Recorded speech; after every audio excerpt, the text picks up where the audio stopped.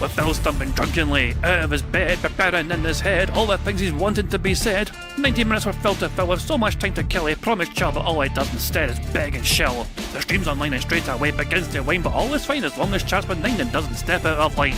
His content's immature for all to enjoy, like fresh manure, but I feel sure he ran through to feel so insecure. The money earned from yesterday was withdrawn and long gone, as Phil's spending impulse is always set to stay on. His support is also slow and stays so low and fails to grow. You never know, the show may turn into an easy bingo. We're strict across the board, we charge the war because the score can't be ignored. Just how much DSP makes us all feel so bored. To help us fight or sleep and try to keep alert to watch it creep, we play bingo while Phil will bitch on why his sheep are also cheap. While DSP is chasing green, we're seeing green across our screen as Phil's routine predictability rivals our soul machineers. Norton, burping, leaning, ban, it matters not if Andrew fanners chatters can't see if others make him feel less of a man. Takes a drink and slaps his leg before launching into a bike, pretending there for bills when truth is there to buy a wrestling JPEG. Talks about his shitty life of Clawless Cat and fatty life and all his strife while forgetting that tits done well and they were right. With drama he will react, but as an actor it's a fact as he rehearsed to be exact in how he felt he was attacked. Pre-stream's nearly over and a win is in sight, with little white despite Phil's delight that tits were not light. We'll say alright, it is okay, and now it's time for Phil to play, but first he'll say that tits will help from being off the other day, and with those words we win again. It's never if but always when the game is won, and thanks to that we made it to the very end.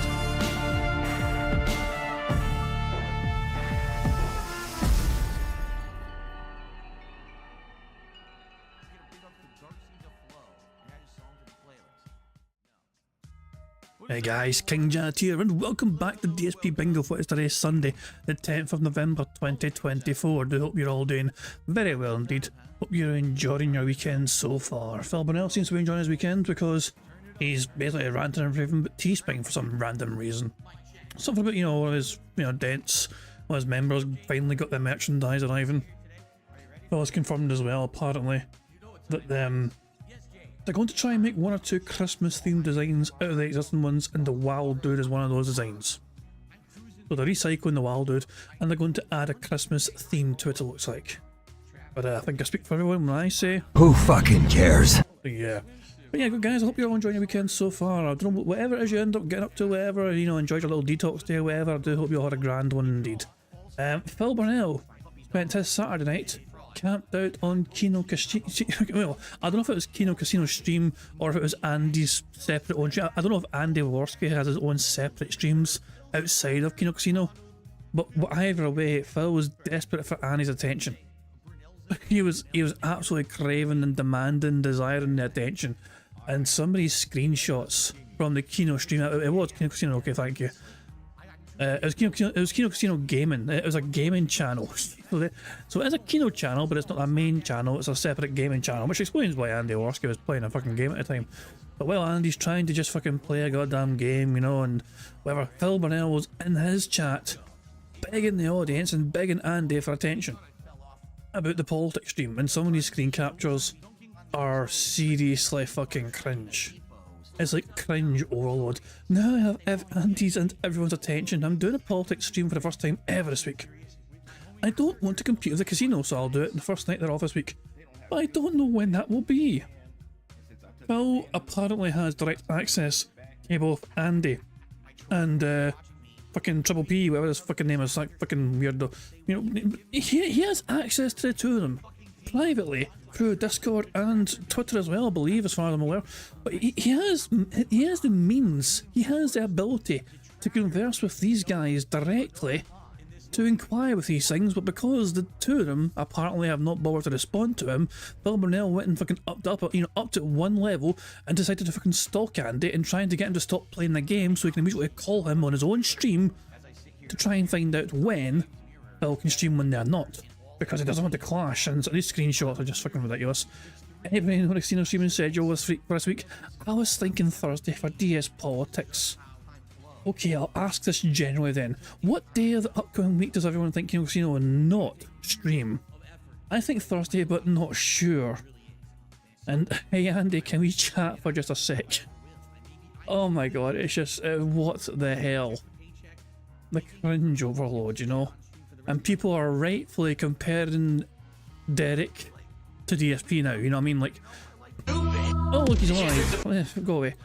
DSP is to Kino what Derek was to DSP. in terms of the attention, please notice me, notice me, notice me, notice me. I'm saying something for you. Can you guys notice me because I'm saying something to you? Please acknowledge me. What the fuck, man? And yeah, this little fucking thing as well. Andy, can you please respond? Andy, when are you streaming next? Can someone tell Andy to tell me when he's streaming next? Hey guys, someone tell Andy I need to know when he's streaming next so I don't steal his audience from him. Andy, please, someone tell Andy. Fucking hell, man. Oh, anyway, guys, I'll let you all know I'm doing a political show this week, and I want somebody to tell Andy in no way as we try to stealth advertise to you in another streamer's chat room. Time to hit the sack. Bye, everyone, and Andy. Remember my political show this week. Andy, you still around? I just want to know if you're streaming Thursday. I'm not trying to impose. I'm just being nice and letting you know so I don't steal your audience, which is now my audience. Andy, please get back to me. Andy, please, guys, I have a political show. I mean, so many screenshots.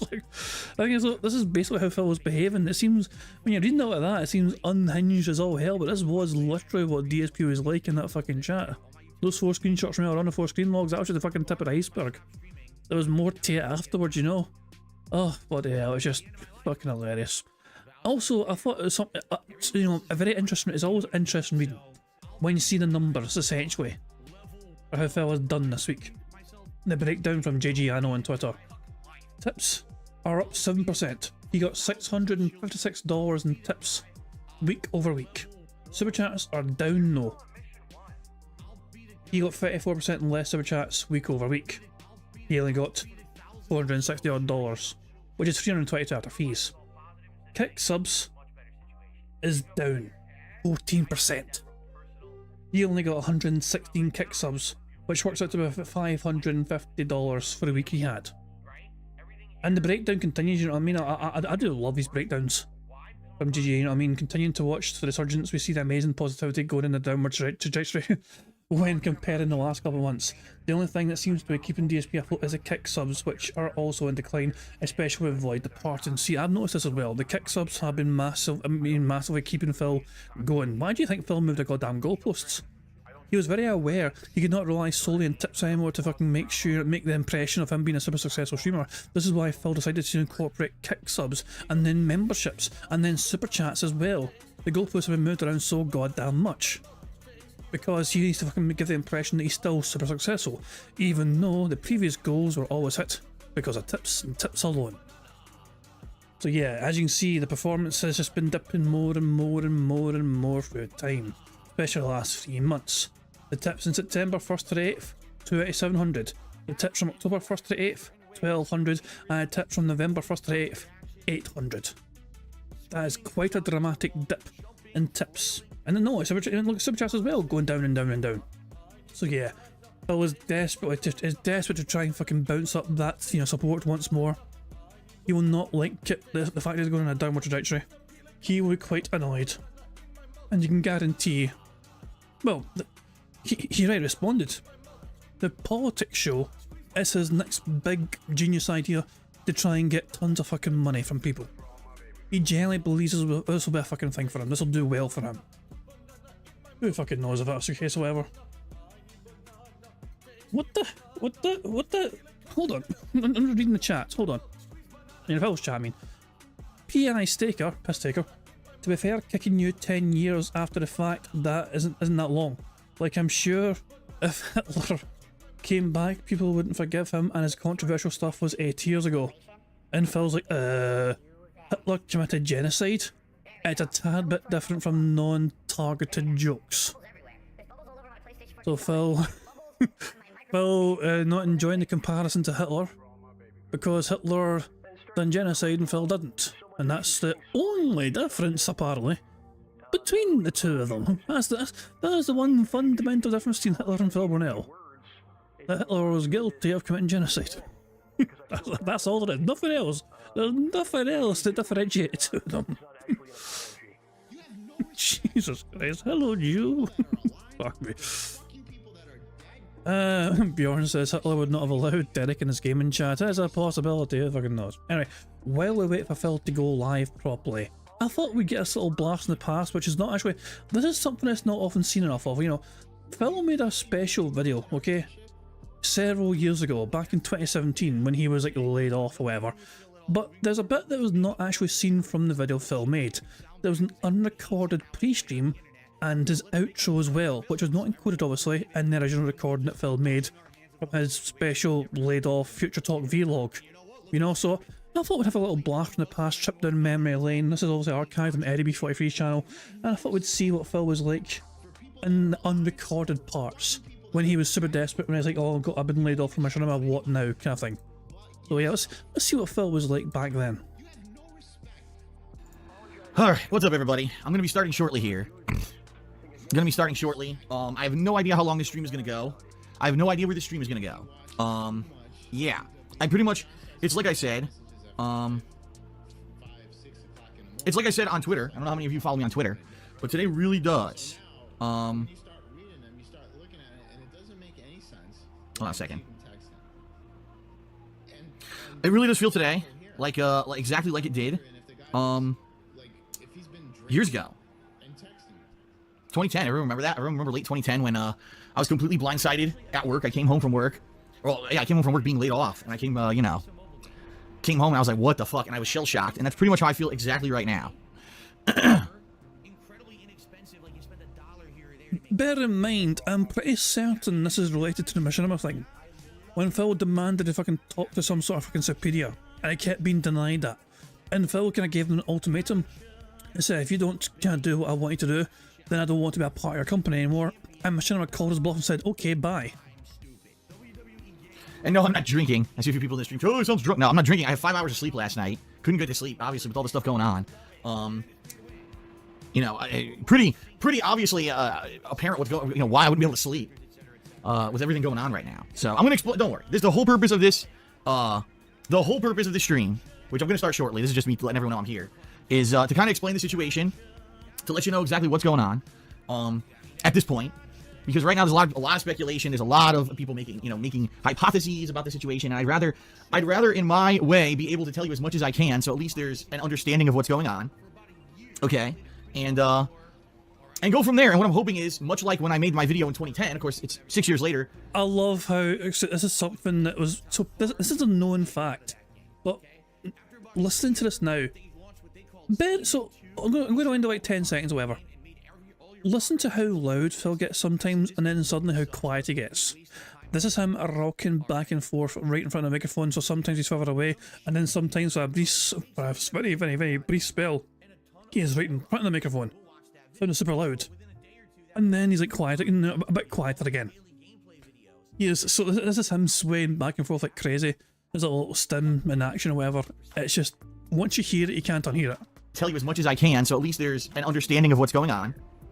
Okay, and go from there. And what I'm hoping is, much like when I made my video in 2010, of course, it's 6 years later, it's 6 years, like 3 months later. I think it was like, what was it?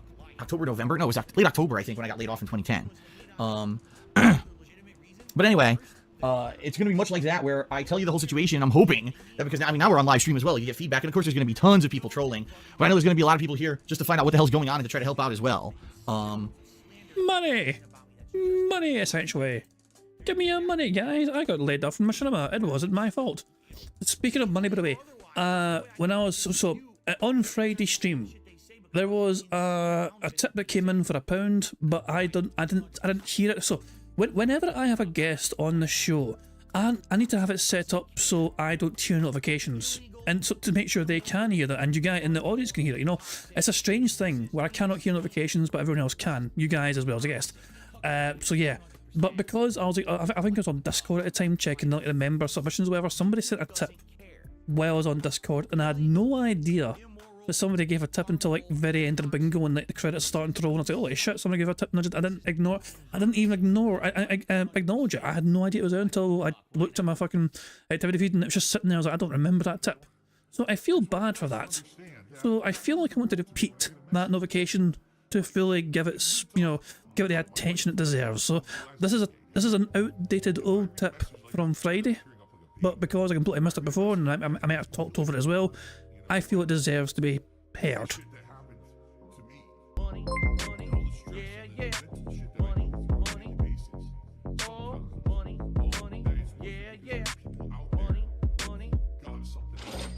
Pig Roach Groomer tipped £1. I'm ready to exploit the new Panda Lee 17. Wait a minute, SN or someone is knocking on the door. Hopefully it's not another swatting. Jesus. Apparently Prophet mentioned it. I must have just fucking... Well, also, maybe I thought Prophet was mentioning something else unrelated to a typo. I mean, I don't know.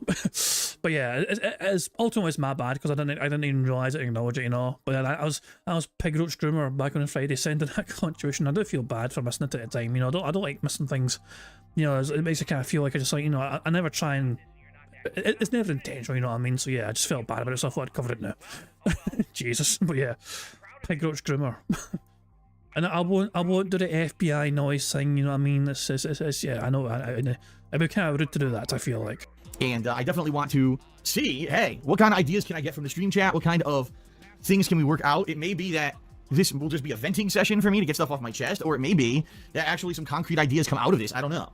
So even back then, Phil Burnell was super reliant on his fucking audience to fucking hold his hand and guide him through how to fucking, you know, advance his business and advance his career, essentially how to bounce back from the setback he has in his own life with his own business. It wasn't up to Phil to try and decide what to fucking do next. No. It was up to his audience to tell him what to fucking do next. And this was essentially the beginning of Phil properly, fully diving headfirst into live streaming to make ends meet. Okay. Is he live yet, by the way, or is he still... Oh, look at this, he's a proud ally, apparently. I was sort of seeing here about a veiled threat. Did somebody lean? Did Phil lean somebody or something? It feels like Phil leaned somebody. Saying sounds like a veiled threat. I don't know, but he's apparently back now, so I'm fucking array for that. I don't know if I can put him on pause right there, fuck off.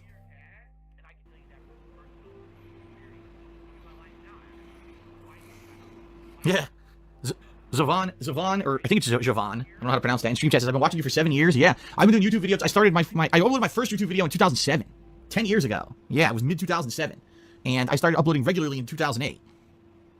So it's been a long time, man.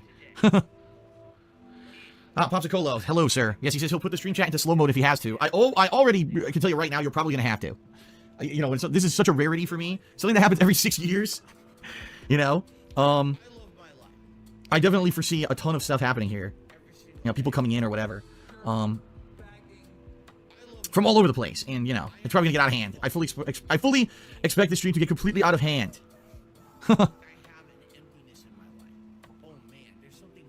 This is Phil waiting for Number to further into his fucking stream so I can get into the meat of it, whatever. This is like an old video, by the way, remember. This is not new, this is not live, Phil. This is an old video. But this is when he was fired. I just want to let everyone know, even though this is going on right now, everything else today, like for example, my Nintendo Switch when it arrives and the live unboxing and all that, is still happening later tonight. That's still happening. Still gonna have a live stream of the unboxing of the Switch, me hooking it up, checking out the menus and installing, you know, Zelda and checking all that stuff out. That's gonna be tonight, a couple hours of that. Okay, that's still happening. No change there. Oh, and the schedule, at least for the next week or so, is pretty much the same. You know, Zelda all day tomorrow, I'll be playing. And Sunday I'm still taking off. But this week, the difference is I'm not doing Ghost Recon anymore. I just announced that on Twitter last night. That I'm not doing Ghost Recon this week. Because, number one, to do Ghost Recon would be a co-op playthrough. And right now, I'm already in the middle of Horizon. I'm going to be starting Zelda. So just between those two games, it doesn't really make sense for me to start another long co-op playthrough that's going to hinder me playing those two games. You know what I mean? Plus, who the fuck would you play with, you fucking hermit prick? It just doesn't make sense. I don't even know how I would fit it in, honestly. I thought that maybe I would have finished Horizon by today, but it looks like I'm not even close. Some people are saying I'm only halfway through it. So I don't think there's any viable way I could play Ghost Recon. And then, in addition to that, there's another game coming out this week called Nier Automata that people have been asking me to play for quite some time. So I think I'm going to be doing that instead.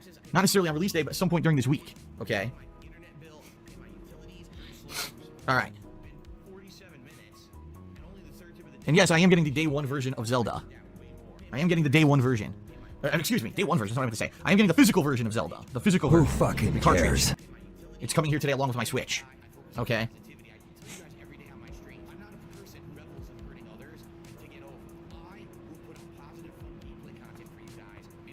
All the dead there back then, Jesus Christ. Alright. This is 1.5 speed, by the way. I'll be starting momentarily. Wow, we're getting a lot of viewers. I'm not surprised. I'm certainly not surprised, folks. And FYI, I am going to be recording this. Yes, this will be uploaded to YouTube immediately afterwards. I don't know how long this is going to go. I really don't. This is more kind of me venting and talking about the situation and letting everyone know what's going on so you're understanding of the situation. Not that you're in an area you don't know what's going on. It's funny because if I didn't talk about this at all, it probably would have killed me. I mean, I'm not even lying here. Like, if I didn't do this right now and I was just like pretending nothing was going on and everything was fine, I don't know how I would even be able to fake it. Jesus Christ, dramatic much? So Phil gave Machinima an ultimatum. Says, escalate to somebody who I want to talk to, or I don't want to work with you guys anymore or whatever. And Machinima was like, okay, bye. Goodbye then. Like, they called Phil's bluff and Phil's like, oh no, I'm blindsided, I didn't see this coming. Like, it's really hard, man. It's hard for me as a person to hide shit. I've always been one of the most honest people I know. You know, I've always been one of the most honest people I know. Phil, you're one of the only people you know. You're one of the only people you know. Like, you can fucking count in one hand all the fucking people Phil Burnell actually knows. So honest about everything. So when stuff like this happens, I have to talk about it. I have to get it off my chest. I can't just pretend like nothing's going on, you know?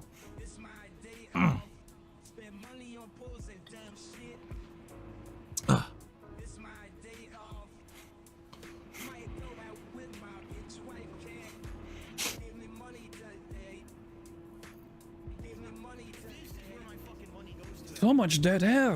Invest in the marijuana industry? Oh boy, sounds like a good idea. Start dealing.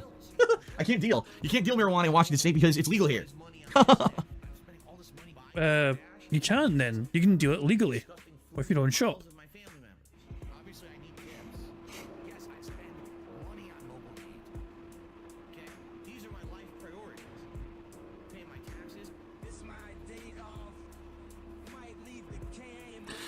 Alright, yes, as the stream chat is already in complete disarray. Complete and utter disarray, and I'm not surprised. So this is how he prepared his audience for his like special drama laid off talk. This was the pre-stream building up to that video he made when I started recording. But this is... He's just waiting for people to flood into his chat web and all that crap. Our stoners running amok in Washington. No, they're not running amok. But it's funny because literally every time we go out, we smell weed. I'm not even kidding you. Every time we go out somewhere, to the stores or whatever, we always run into someone who like reeks of weed. It's not always the person you would expect. It's not like a person who like looks like a pothead. It'd be like some freaking, some aging middle-aged guy or something. You know, you walk by and like, what the hell is that smell? What the shit? It smells like skunk.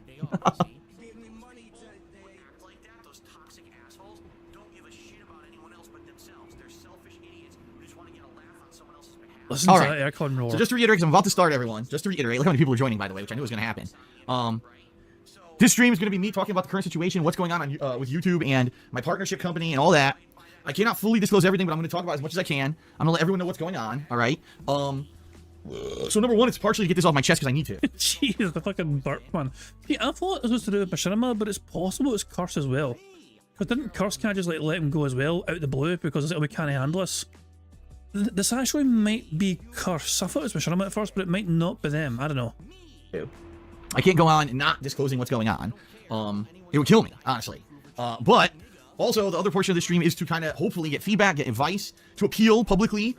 You'll see what I mean once this starts. I certainly don't mean up to the viewers themselves, like you guys who watch my content. I'm talking more about something else. You'll see. I don't want to get ahead of myself here, all right? But I am going to be... See, hold on. I'm trying to remember what happened when Phil made this fucking video. Was he hoping for some like super prominent content creator to fucking reach out to him and like save his fucking channel or something? Recording this, and it will go on YouTube as well. So if you can't be here for the entirety of this stream and everything that's going on for it, I will be uploading it to YouTube later, immediately after this. And we'll go from there.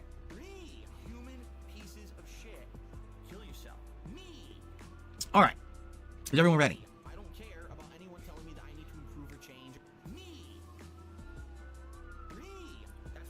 Everybody ready?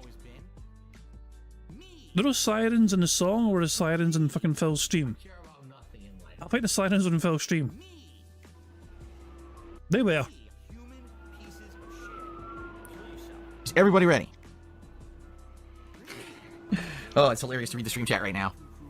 All the zaniness going on, which is exactly what I expected. To be quite honest here, is exactly what I expected.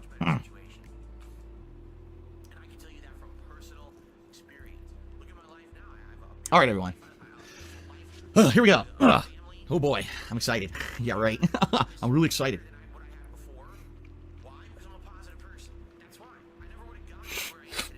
Actually, you know what? Before we start, let me blow my nose, and then we'll start. There you go. Jesus Christ. This is Phil psyching himself up for his big important talk. If he didn't talk about it, he would die. He needs to talk about it, he's going to die.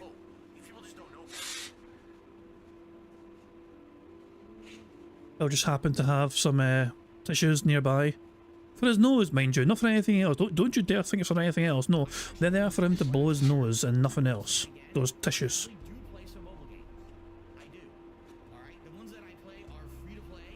All right, much better.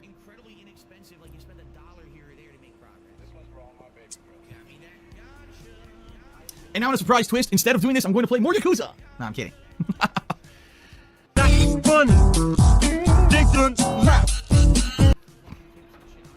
Okay, everybody ready? Here we go. All right. Hold on. That is not what I wanted to click. Oops. Hold on. Is this it? This is it. Okay. The camera's been on the whole time, huh? I just like this tongue out. All right, start recording here.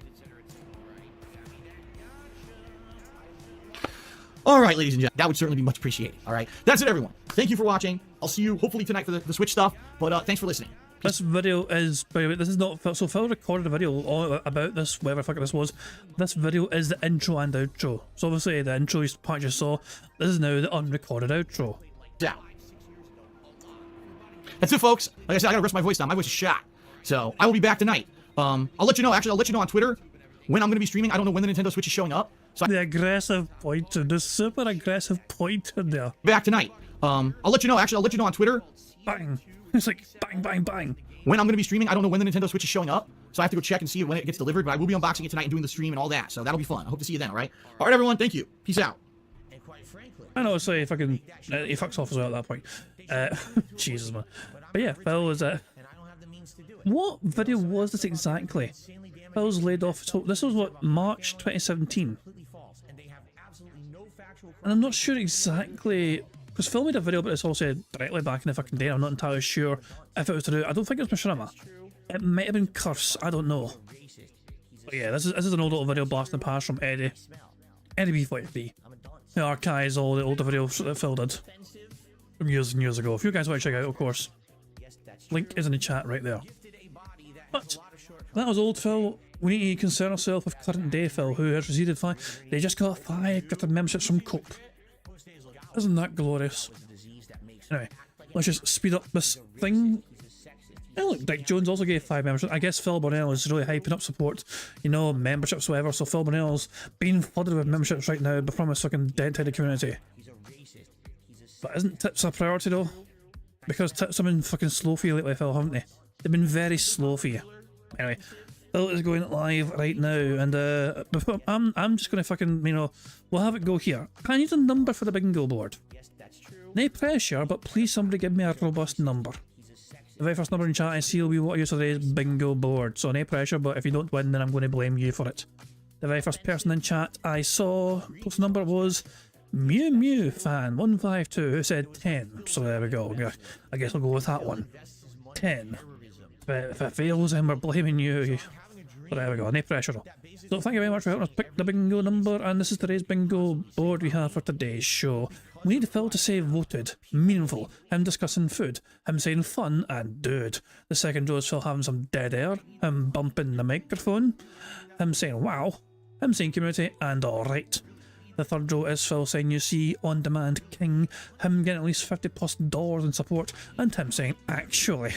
The fourth row is Phil being all toxic, him saying engagement, people saying him pointing at the camera, and him giving a good old prayer hands.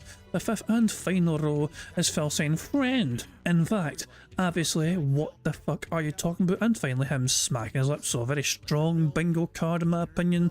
This seems like a very good one for us today. I'm looking forward to hopefully a full house, because it looks like we've got a lot of strong options on this board here. I feel quite confident, I must say.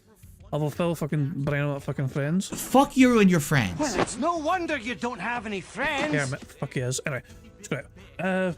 So, I mean, obviously, yeah, aim of the game, as you guys will know by now, is for us to try and get a full house 25 out of 25 on the bingo board you see before you on the screen. If I manage to do that, we'll add $10 to that bingo prize fund.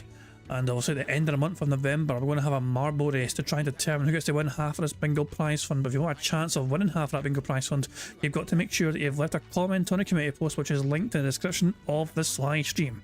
If you haven't done it yet, do it before the end of the month, so you don't have a chance of winning half that bingo prize fund. You've got to be in it to win it, as the old saying goes. Now, of course, there's a variety of ways for us to try and get free spaces to help us on our way to a full house. For example, if Phil burps, begs or snorts 10 times before he starts recording for his shitey content, then that gives us a free space. And if we get 100 likes on this bingo stream before I finish playing bingo, not only will that give us a free space as well, but you guys also get to enjoy the Bubbles animation made by the supremely talented Pixar Animations to celebrate the 100 likes. So you guys are in full direct control of one of the ways you can get a free space. The rest of the ways are controlled by Phil and his bizarre body functions, as well as him begging like the little bitch that he is. On the course, for every 5 new or rejoining members, we get a free space as well. So there we go. I think I've covered all the bases. I think the only thing left for me to do is just to press the random Scottish soundboard button to send us off into battle once more. Hello there. That's a bit short. Is there nothing on the internet that I won't masturbate to? That's a bit creepy. Welcome to Operation Mindfuck! And that kind of sums up the situation quite fucking well. Well, let's make sure at 1.5 speed as well, and cool stuff indeed, good stuff indeed. Hold on. What's people saying? He is going on about Taco Bell. So Sonny says he's going on about Taco. Phil's going on about Taco Bell right now. If you could guess about a decade's menu, and Sonny says with a Viga in chat, 12 days till his birthday. Wait, I'm very confused. Whose birthday?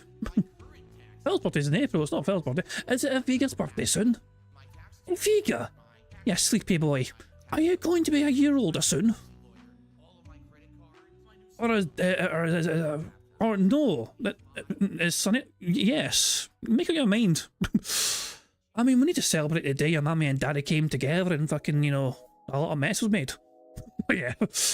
And Vega's birthday soon, isn't that fucking fantastic stuff indeed? Then Mr. Pika fans in the chat as well. Happy Thanksgiving, early Thanksgiving, yeah. Happy early Thanksgiving to everyone as well. You know, it's a wee bit away still, but yeah. Last Thursday of the month, isn't it? So yeah, there we go. And if Vega's birthday's actually in 11 days time, or 13 days time, but not 12. Anyway, fuck it. Bingo time. I think I've done all the things I need to do, and yeah, fuck it. Good luck everybody. Here we fucking go.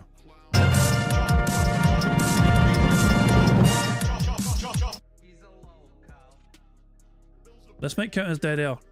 Good morning, everyone. Phil here, and welcome. Yeah, it sounds a bit rough, but he fucking had a lot of time between that intro ending and him talking. Burger. So I feel that is definitely dead air. I mean, why not? Good morning, everyone. Phil here, and welcome to another awesome incoming week. Today is the first day of a 6-day streaming streak here on DSP Gaming and over on Kick. It's time for exciting stuff, including 2 new gameplay. 6-day streaming. So he's got another day off on Saturday again. Sunday, yeah. Yeah, okay, so he's going to be streaming, yeah, okay. Apparently, though, Phil is going to be off as well on one of the days next week for a day stream. So we can't have bingo every single day next week because Phil's apparently going to be off again for one random day, as well as a Saturday, which is normal. Playthroughs premiering, one of which is a classic game that people are excited to see again, and another game that was controversial and people want to see me at least give it a try. We've got completing playthroughs, we've got continuing awesome multiplayer gameplay, and ladies and gentlemen, it is official that this week I begin my journey into the realm of politics. We will talk about all of this and more on today's awesome week beginning episode of the Level 1 Podcast. And we can fucking fast forward past the shitey intro which he's about to play. There it is, if I can find the intro. Dumbass. And he played a long one as well for some random reason. Alrighty, everyone. I'm DSP. This is the Level 1 Podcast for Sunday, the 10th of November, 2024. Burger. We are over a whole week into November, if you can believe it. It doesn't feel like it, does it? Time is flying. We're almost in the Christmas season. I mean, technically, you can argue this is the Christmas season, but some people say you gotta wait till around, you know, Thanksgiving to really get into it. Around here, basically, I'm getting into the vibe, into the mood. You know, Thanksgiving is right around the corner. I cannot wait for Turkey Day, for the delicious meal that we have, and all the content that I do that week too, because this year is a little different. We got to figure out what I'm doing. You know, am I going to be streaming on Thanksgiving? And if I do, what should I stream? What about Black Friday? We haven't really even talked about it yet, and it's only a little over 2 weeks away if you're not aware. So the discussion must begin. It's going to be an exciting time of the year, as always, right? But, man, this week coming up now, as a result of everything going on around, it's going to be pretty exciting. So, first of all, just to start, if you weren't around the last couple of days, you missed out. I unboxed the PlayStation 5 Pro. I still got the empty box next to me. I'm going to put it in my closet. But this is a pretty exciting event. Not only did I do a head-to-head comparison of the PS5 Pro versus the original model PS5, but we did a whole bunch of testing. Okay? And who the hell fucking cares? Let's go to our shitey channel right now, shall we? And see how those videos did for you on demand. PS5 Pro Day, that's a podcast. Where's it unboxing stuff? Or is it not on this channel? Wait, there it is. Here it is, here. Initial setup 1.3k. DSP unboxes a PS5 Pro side by side with best PS5. Part 1. 2.3k views. Wow. And then when Phil was finally playing the games, it was a case of... Who fucking cares? Yeah. Same old Phil. Nobody actually fucking cares about the gameplay side of things, do they? Okay, and I want to give you kind of a summary today of how that went. But overall, it was a great day. I had actual increased attendance from what I would usually get. People were excited to see the Pro in action, and we actually got some interesting results to share. So we will talk about that this morning, okay? Good stuff. Then, of course, as a result... Was that 2 burps? Hold on. So it was at least 1 burp, but maybe a second one in there. This morning, okay? Good stuff. There's one. Is there a sneaky second one coming up here? Then, of course... Nah, there's not. As a result of that testing, we've got all new content coming up, which I can't wait for. The fact that we all kind of came up during the day with, oh, we should do this, it's awesome. So I'm going to be going over the full schedule of the week on the show. It is a very interesting upgraded schedule now with new playthroughs in there and a brand new show. That's right, ladies and gentlemen, later this week, officially on Thursday night, it is the premiere of DS Politics. Hold on. Oh my god, it's still not been fixed. Can anybody spot a couple of obvious errors on this graphic, on this display? You know? It's like... Jesus Christ, man. somebody, I don't know who made a tweet, but it's one of those kind of, you know that fucking tweet of the angry ladies yelling at the cat about how you say something or whatever? Somebody made one based on this. I don't know who it was, but it was a very good tweet. You know? It's like, about the different ways you say this fucking thing. You know? And there's that. I love... So, to me, there's 2 very obvious errors on this. Okay? First mistake is obviously this thing down here. The is how you do govern. Or you dog of Ern. I don't know, it's all like one word. The other one is like, why is the P in Darkside Phil not capitalised, but the D and the S are? You know? I think that's a strange one as well. Why would the P not be capitalised? That's a very strange one there. But yeah, those are the 2 obvious mistakes I can see. If you had capitalised anything, it'd be actual fucking name of somebody, wouldn't it? You know, but I don't know. And plus the American flag background makes the I and the L look identical. You know, it's one of those things you can't get around. So yeah, it's not a very well made graphic by all means. It's pretty fucking poorly made.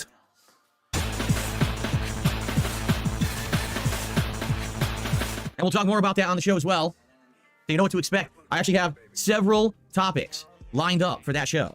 Why'd you say my ears? Was that too loud? If that's too loud, I will adjust and lower the volume of that. Sorry, because I mean, it would have been good if you fucking tested it beforehand, so your fucking audience didn't have to fucking suffer, you know? If only you're a fucking professional content creator, I fucking looked out for the audience's fucking best interests. I thought it was the right volume, but if it's too loud, let me know, please. I don't want to blow out anybody's ears.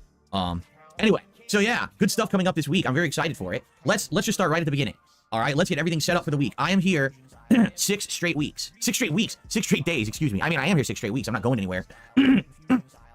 But, this week is 6 straight days of streaming for me. And it's going to be a very exciting streak of days streaming. Now, currently, we are at 57 straight streams of hitting these goals and crushing my trolls. It is continuing. The trolls are so hilarious now, I swear. I can literally walk away from the internet on a day off, come back, open X, and laugh my ass off at these idiots. They actually think... Excuse me, I have a frog in my throat today. They actually think that I'm like sitting around on the internet trying to troll them on my day off. I don't think about them on my day. Oh yeah. So the new common thing, the new kind of common thing to do when it comes to Phil, I'll show you guys. So basically, there's a couple of things here. Kind of sad. I've had a pretty interesting, brutal put down of the tracked news guy. And this graphic as well is pretty fucking good. And also this was quite an interesting one. The DSP News follows an account called Gay Pictures and Videos. That's a random fucking find. But yeah. So this is one day. This is 9 hours. This DSP News at the Track News. This is 1 day's. So this is 9 hours worth of content they created on X. This is 9 hours worth. Look how much tweeting better than 9 hours. It is insane. And there's more, and there's more, and there's more, and there's more, and there's more, and there's more, and there's so much more, and so much more. It never ends, and it's struggling to load it all. It struggles to load it all. And there's more, and there's more, and there's more, and there's more. Jesus Christ, it's like... So yeah, and also the fun thing to do as well. Your detractors are such weirdos. All you do is talk about Phil 24/7. Hello, Phil. I'm not Phil, I keep telling you. Okay, Phil. The best way to deal with detractor news account on X is just to keep calling them Phil. It seems to really get to them. It really seems to unhinge them more so than usual. But yeah, just keep calling them Phil and just say, anytime they fucking get annoyed, just say, okay, Phil. Okay, Phil. You know, that's as simple as that. And Phil Burnell, naturally, the first thing that comes to his mind when he fucking gets back from his like day off stuff or whatever, is to go on to X on Twitter and see what the detractors have been up to now. That's a bit strange, isn't it? Very strange thing to want to do when you're meant to be enjoying some quality time off away from all that. It feels like Phil doesn't even want to unhook from the internet. And or maybe he's just fucking too bored hanging around cat. Prolonged periods of fucking time. They couldn't fucking wait to get back online and scroll through Twitter and see all the fucking funny tweets that are happening or whatever. I don't know, it's crazy. You want to know what my weekend was like? Random selling a little bit of sharing from me. Saturday, I did nothing whatsoever to do with DSP. Also, DSP was not doing anything. I briefly hopped onto That Being Said and enjoyed the things that they were saying in there. You know, they were making fun of Phil as well. That was like later on in the day though. But before that, during the day, you know, like, I had a good wee day, you know what I mean? I was like, I went and watched some fucking football, you know what I mean? I had a meal out with my good lady. We ate some fucking very nice food indeed, you know, it was fucking dynamite food. And so that was Saturday, that was my Saturday, you know? I had a wee drink or two, you know what I mean? Had a very nice meal, went and watched some football, you know, soccer for you Americans, you know? And yeah, and then I caught some That Being Said later on, just to fucking enjoy, you know? You know, see what these fun guys are saying as well, you know what I mean? And you know what I did today? Today's thing? I was at my friend's kid's baptism, you know. So yeah, it's a very special. Get to catch up with some friends, you know what I mean. My mate's wee girl's getting baptised. I'll go along to that or whatever, you know, have a couple of drinks to celebrate whatever as well and catch up. Good stuff indeed. And then I came home and started doing bingo. So yeah, I've had a very fulfilling weekend, I feel, you know. I've had a very fulfilling, wholesome weekend, you know. Got to catch up, you know. I mean, I got to enjoy a nice wee meal with my good lady on the Saturday, you know. Got to enjoy just doing fucking just any of the stuff that I enjoy doing, you know what I mean? I had a wee fucking drink or whatever and I fucking got to watch some football, good stuff indeed. You know, nothing like fucking just, it's one of these games, it didn't cost me a fucking penny. You turn up, you expect to pay some money, it's like, nah, just go in. It's okay, fair enough. So yeah, it's good stuff indeed, you know. It's like, and then obviously Sunday, you know what I mean, today, you know, catch up with my friends, whatever. Phil can't do that because one, he has no fucking friends, and two, he's fucking too obsessed with the internet to fucking unswitch from it. Like, this is like his life. It takes over his fucking entire being, you know. He cannot help himself. The ego on this fucking idiot, he needs to fucking know what people are saying about him at all fucking times. You know, and just like his Saturday was spent begging for Andy Worski's attention. His precious day off saw him begging Andy Worski. Or was it Friday? Was it Friday night? No, it must have been Friday. Yeah, Friday night must have been him begging for fucking Andy Worski's attention. Because it was Saturday that fucking That Being Said made fun of you, so yeah. But yeah, it's fucking crazy, man. Anyway, fuck it. Strong thought to the bingo card. Day off. At all. I don't have time for it. I'm busy. I have a fucking life. But they don't. They sit around trying to troll on me on my day off, and now there are people trying to troll the trolls while I'm not even around, and they cannot handle it. It is so funny to see them saying unhinged crap. They're actually like raving and ranting at this Twitter account, saying stuff like, oh, on your day off, you're doing this. Why don't you order DoorDash? And why don't you drink gin? And why don't you get a blood test for your cat? I'm like, what? Like, what are you saying? Okay, Phil. You're clinically insane. The way you're talking and acting. You're yelling at someone who I don't even know who it is, who's trying to get your goat and working. Okay, Phil. Because you're so dumb. It's fucking hilarious. So, yeah, anyway, just hilarious stuff going on with them. So let's just keep making them go crazy, right? Let's keep the streak alive. Remember, we have two things going. Give me your money. All right? The first is that if we keep the streak alive all week long, okay? And it keeps going till Friday. So if you do the math, I'm here for 2 streams today, 2 streams tomorrow, 2 streams on Tuesday. He held up 3 fingers and said 2. Yeah. We're meant to be envious of this little idiot. I'm here for 2 streams today, 2 streams tomorrow, 2 Jesus Christ. streams on Tuesday, 2 streams on Wednesday. No, I can only be here for 1 stream on Wednesday, 2 streams on Thursday, and a stream on Friday. 10 straight streams? However many it would be, if we could keep the streak alive. He ran out of fingers to count and his little tiny pig brain got confused. Until Friday's first stream. We got a new reward in place. We've been doing this every single Friday, special editions of DSP Tries It, right? This week, we got a really good one lined up. This is one that you guys should like, because it's something that I think everyone can get, but it's also something in line with the original thoughts behind the series. Ladies and gentlemen, if we hit the streak this week and we continue with the support, if I can find the thing to click, I'll be trying out the entire Taco Bell Decades menu, including the 60s tostada, the 70s green sauce burrito, the 1980s Mexamel, and the 1990s Gordita Supreme. Sadly, for some bizarre reason, they didn't get the caramel apple empanada until the 21st, and I'm not waiting until the 21st to do this event. So, this should be exciting. It should be a fun DSP Tries It, in line with the ones I used to do. Remember, DSP Tries It used to always be fast food. And I kind of wanted to phase that out, so I'm not eating so much fast food. But we didn't do one last week. Remember, we just did Japanese food, which isn't fast food. So we're going to do this week. This will be exciting, okay? So, let's try it. This will be fun. But we got to get that goal, which means let's keep that support flowing. Give me your let's money, keep the give me streak your going money. all the way through Friday. I guess I should do the math here to figure out exactly how many streams, right? So, today... Oh, here we go, here we go. Here's how to... So, you know, it's just like fucking... What would you call it? You know, like Sesame Street. Where, you know, kids learn to fucking count, do you know what I mean? Where fucking... the fucking count chocula or whatever. Would be 2, so 59. Tomorrow would be 2, so 61. Tuesday would be 2, so 63. Only 1 stream on Wednesday, so that's 64. And then 2 on Thursday, so it would be 66. Okay, so the first stream on Friday would be 67. There you go. So with that first stream on Friday, once we hit it, we do it. I'll order right away, and we'll have it during that show. DSP Tries It, okay? Thank you for 57 straight streams of support. All right, now, one other thing. We discussed this last week, and I made it official. If we hit the tie of the vest streak... He is actually... he is hoping and praying to all fucking gods out there that actually fucking happens. Holy crap. For those who don't remember, way back in 2020, something remarkable happened. I took a vest out of my closet and put it on because we saw myself wearing it 10 years prior in a retro video. People then wanted to see this vest, so they kept supporting my streams. And for 276 straight streams, as insane as that sounds, I hit my goals.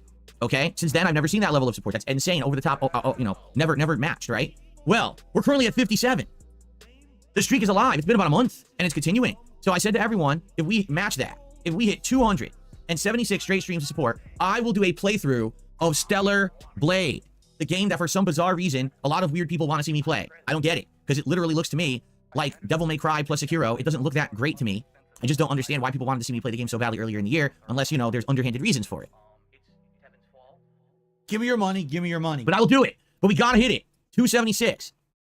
If you want to see the gift, it keeps on giving, the Stellar Blade playthrough, you've got to support the streams, and let's keep that going, my friends, all right? So, thank you. We already, as you can see, we already have support rolling in, and we're just beginning. Let's do some shout-outs. So we start off today with Cope, who gifted 5 memberships to the community over here on YouTube. Thank you to Cope for that. Each membership on YouTube is roughly worth around $3. That means we start off with 15 bucks in support. And then Dick Jones gifted 5 memberships to the community on YouTube. So that's another 15, so that gets us up to 30 bucks, so we're a fifth of the way to our goal on this stream already.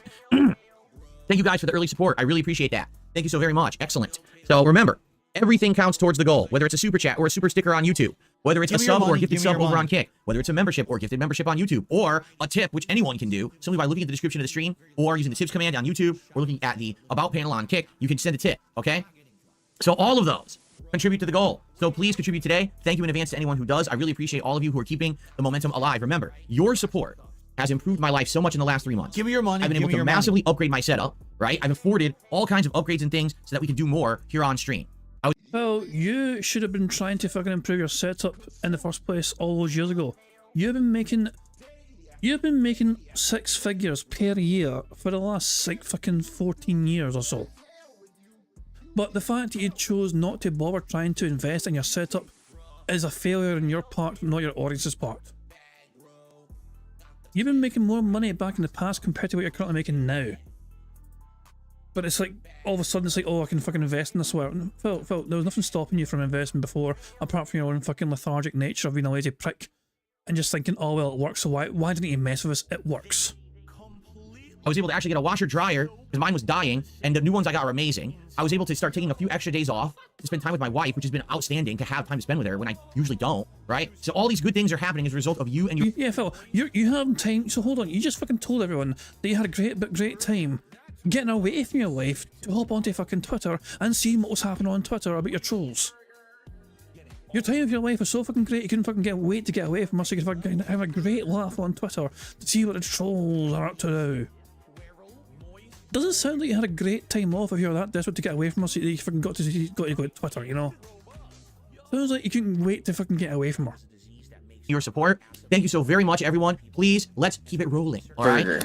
All right. Give me your money. By the way, your money. let's see some support over on Kick, right? Let's get some going over there since we already got some on the YouTube side. Good stuff, right? Okay. Give me your money. Give me let your us begin, shall we? So, first thing I would like to do today, I would like to talk about my coverage of the PS5 Pro and summarize it. So you guys can know in general what I thought about the console after spending all of Friday with it. And then we're going to talk about the schedule that came out of it because my schedule has fully updated. Then we're going to talk about my upcoming DS Politics show premiering Thursday night exclusively on Kick and how it's going to work and the topics that will be covered.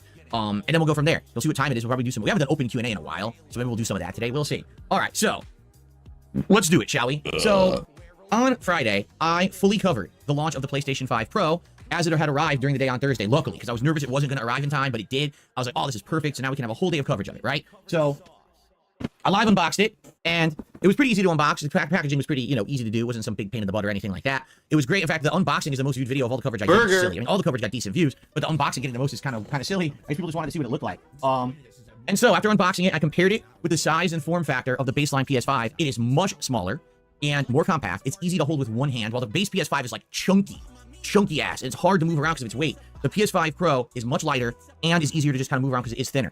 Admittedly, I'll always admit when I'm wrong. At first, I thought the racing stripes that they put on this thing, okay, were kind of silly because I don't think they serve a purpose, but I was wrong. They serve two purposes. The first purpose is that's where you put the feet. So when you actually are putting this thing down horizontal on a flat surface, the feet stick out of the racing stripe. So it kind of does have like utility.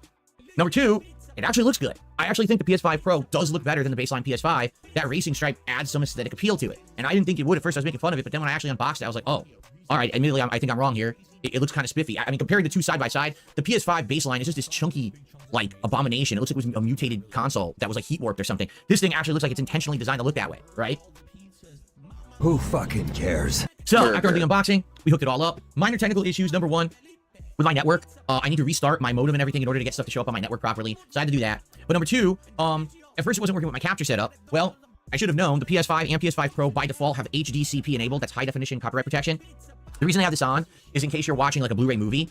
That way you can't copy the movie, like you can't record it or anything. But you can disable it and then everything will work but Blu-rays. Like you can't play a Blu-ray on there with it off. So I had to go in there manually, do the quick setup, turn off the HDCP, and then boot it up. The good news is, this is awesome. If you have the PlayStation app on your phone, okay, you can sync the app with the console by scanning a QR code.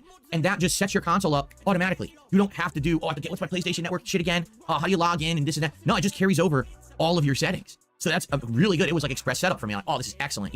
This saved me a ton of time to do that. So after getting into the console, getting it initially set up, we jumped into my games library and decided to download quite a few different games to test. Okay, so there were two major things I wanted to test with the PS5 Pro. Number one, can I play games at 4K resolution, 60 frames per second? And could I enable the fancy features like ray tracing? Okay, because the whole point of the Pro is that you're supposed to be able to now play these games at the highest resolution but a decent frame rate. With the baseline PS5, you could play in 4K, but a lot of games were choppy, okay, like 30 frames or less. Well, people don't want to just play 30 frames or less. They want to play at the best, right? And, my gaming PC is a beast. I played games at the, high resolution 60 frames. I know it can handle it. I usually play at 1080p 120 frames because I really like the extra frame rate. But in the case of PS5 Pro, this is really the first time you'd be able to do that high-end kind of stuff on a console. That was testing number one. The other thing I wanted to test is that the Pro has a PS4 resolution boost mode. And what it's supposed to do is take the baseline PS4 graphics of any PS4 game and increase them to have more clarity, to have more detail. It's not supposed to be groundbreaking. Like, it's kind Anybody care what this guy thinks? of a negligible difference. But in some games, people have always wanted their experiences to be upgraded, and there just have never been opportunity. A game particularly like Bloodborne, where people want better frame rate. Well, they never did that. They want more resolution. They want a remaster. They refuse to do it. So how do games like that work, right? So we did a couple tests, all right? Let's talk. Oh, who the fuck cares? No, I'm just bored to fucking tears. I'll get me away from this fucking boring ass fucking rambling and raving, and let's watch some otters fight to the fucking death in a very cute way. Oh, well, I guess I fucking stop fighting. Like, Jesus Christ, man, this is... Oh my god, I'm practically falling asleep here. I'm trying my best to fucking pay attention for the fucking sake of bingo, and my eyes are fucking dropping. It's like, how the hell are we meant to fucking stay awake when Phil's boring us all to fucking tears? Jesus Christ, man. Oh, for God's sake, he's so boring. Talk about the results of those tests. However, I have a couple shout outs to do. Let's get through those first. Let's see here. So here we go. So here, someone tipped $2.94 and says, their name is Wilson, by the way. They said, after testing the PS5 Pro, are you still of the opinion if someone has an original PS5, you shouldn't bother getting the Pro? Let me finish my segment here, telling you about these experiences I had with it. So that way, I think you'll understand by the end, and I will summarize and I will answer that question, but let me not jump the gun here. You know, let me get through my testing results, and then we'll summarize that at the end, shall we? Okay, and then I got another $1.69 tip from Andrew. Did you decide not to move forward with playing Slitterhead? Another good question. We'll get to all of this, okay? We will get to all of this. Who fucking cares? Let's Who continue. Fucking cares? And I'll answer all your questions. Let's talk about the PS5 Pro testing, the results, and then we'll talk about the schedule. Fair enough? Okay. Okay, so continuing on. We tested all these Sony exclusive games, right? So we tested Final Fantasy VII Rebirth. We tested God of War Ragnarok, Horizon Forbidden West. What else did we test? We tested like 4 or 5. Oh, Spider-Man 2, right? And maybe one more. And in each situation, all right, what we realized is when we put these games up, they all had a new mode in the graphical settings.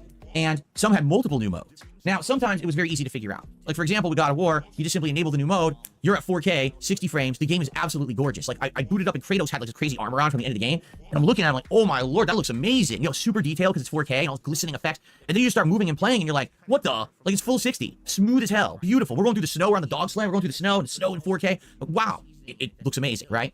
Some games, for example, Spider-Man 2 had a ton of different modes. And it kind of confused me because there were 3, all right? One mode said it was going to use absolutely everything on the PS5 to try to get you to 60 frames while still in 4K, but also ray tracing enabled. But then there were 2 other modes that were like, so we're going to at most go for like 30 or 40 frames.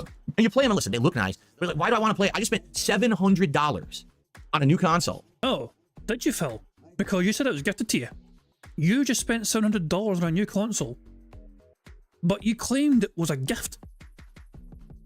You play them and listen, they look nice. But like, why do I want to play? I just spent $700 on a new console. I don't want to play games at 30 frames per second. Well, it's a good job you didn't buy it then, or did you, you lying sack of shit? Like, how stupid can you be? You spent an insane amount of money. If you spent a little more, you actually could have got a real gaming rig. Why are you going to be playing games at 30 frames per second? So I don't even know why the modes exist. I'm just being frank here. I don't get it. Why do those modes even exist in the game? I don't know. You want 60, right? I feel like we should hear it one more time. The confession. Games at 30 frames per second. Like, how stupid can you be? You spent an insane amount of money. No, I didn't go back far enough. Let's hear the confession one more time, shall we? Also ray tracing enabled. But then there were 2 other modes that were like, so we're going to at most go for like 30 or 40 frames. And you play them and listen, they look nice. But like, why do I want to play? There's an extra button I didn't even realise. Give me your money. Give me your money. That's no, I didn't mean that. I need to subtract a bag. Hold on. We're still at 10 bags. There you go. But yeah, it's a sneaky little burp there. You spent $700 on a new console. I feel like I want to slow it down just so I can hear what he said precisely without, you know, going too fast. And you play them and listen, they look nice. But like, why do I want to play? I just spent $700 on a new console. I just spent $700 on a new console. I just spent $700 on a new console. Phil's fucked up, in my opinion. He fucked up. Whoops a fucking daisy. I don't want to play games at 30 frames per second. Like, how stupid can you be? You spent an insane amount of money. If you spent a little more, you actually could have got a real gaming rig. Why are you going to be playing games at 30 frames per second? So I don't even know why the modes exist. I'm just being frank here. I don't get it. Why do those modes even exist in the game? I don't know. You want 60, right? Well, somebody comment for that, I wonder. But admittedly, when I put it onto the, the performance, give me 60 frames mode, the game was gorgeous. And it's... Hold on. I can't ignore some of these fucking faces. We should try and find thumbnails as well, and I think the face goes a bit very weird here. But admittedly... Wait for it. When I put it onto the... Yeah, here we go. Here we go. What the... Like, I'm so confused. Like, where do you start? Where do you start with this fucking thumbnail on here? The corner was up there, and then it's over there. Jesus, man, hold on. But admittedly, when I put it onto the...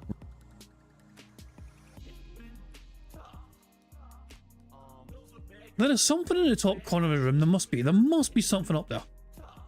But his eyes keep going to it. It's so weird. I mean, God, I know, it's scary. I'm not going to do it. I'm going to move on from it. It's cammy. Vika says it's cammy. Oh shit, he's waking up. The thing is, though, his arms ruin the potential for a thumbnail, though.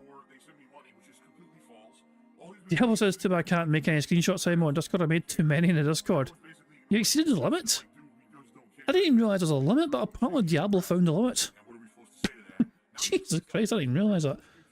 No, I don't think there's any good thumbnail to begin against him. Because he moves so damn fast. With the arms and the hands or whatever. Although, that might be a wee winner. Screw it, I'll do this one. I'll do this one, then I'll move on.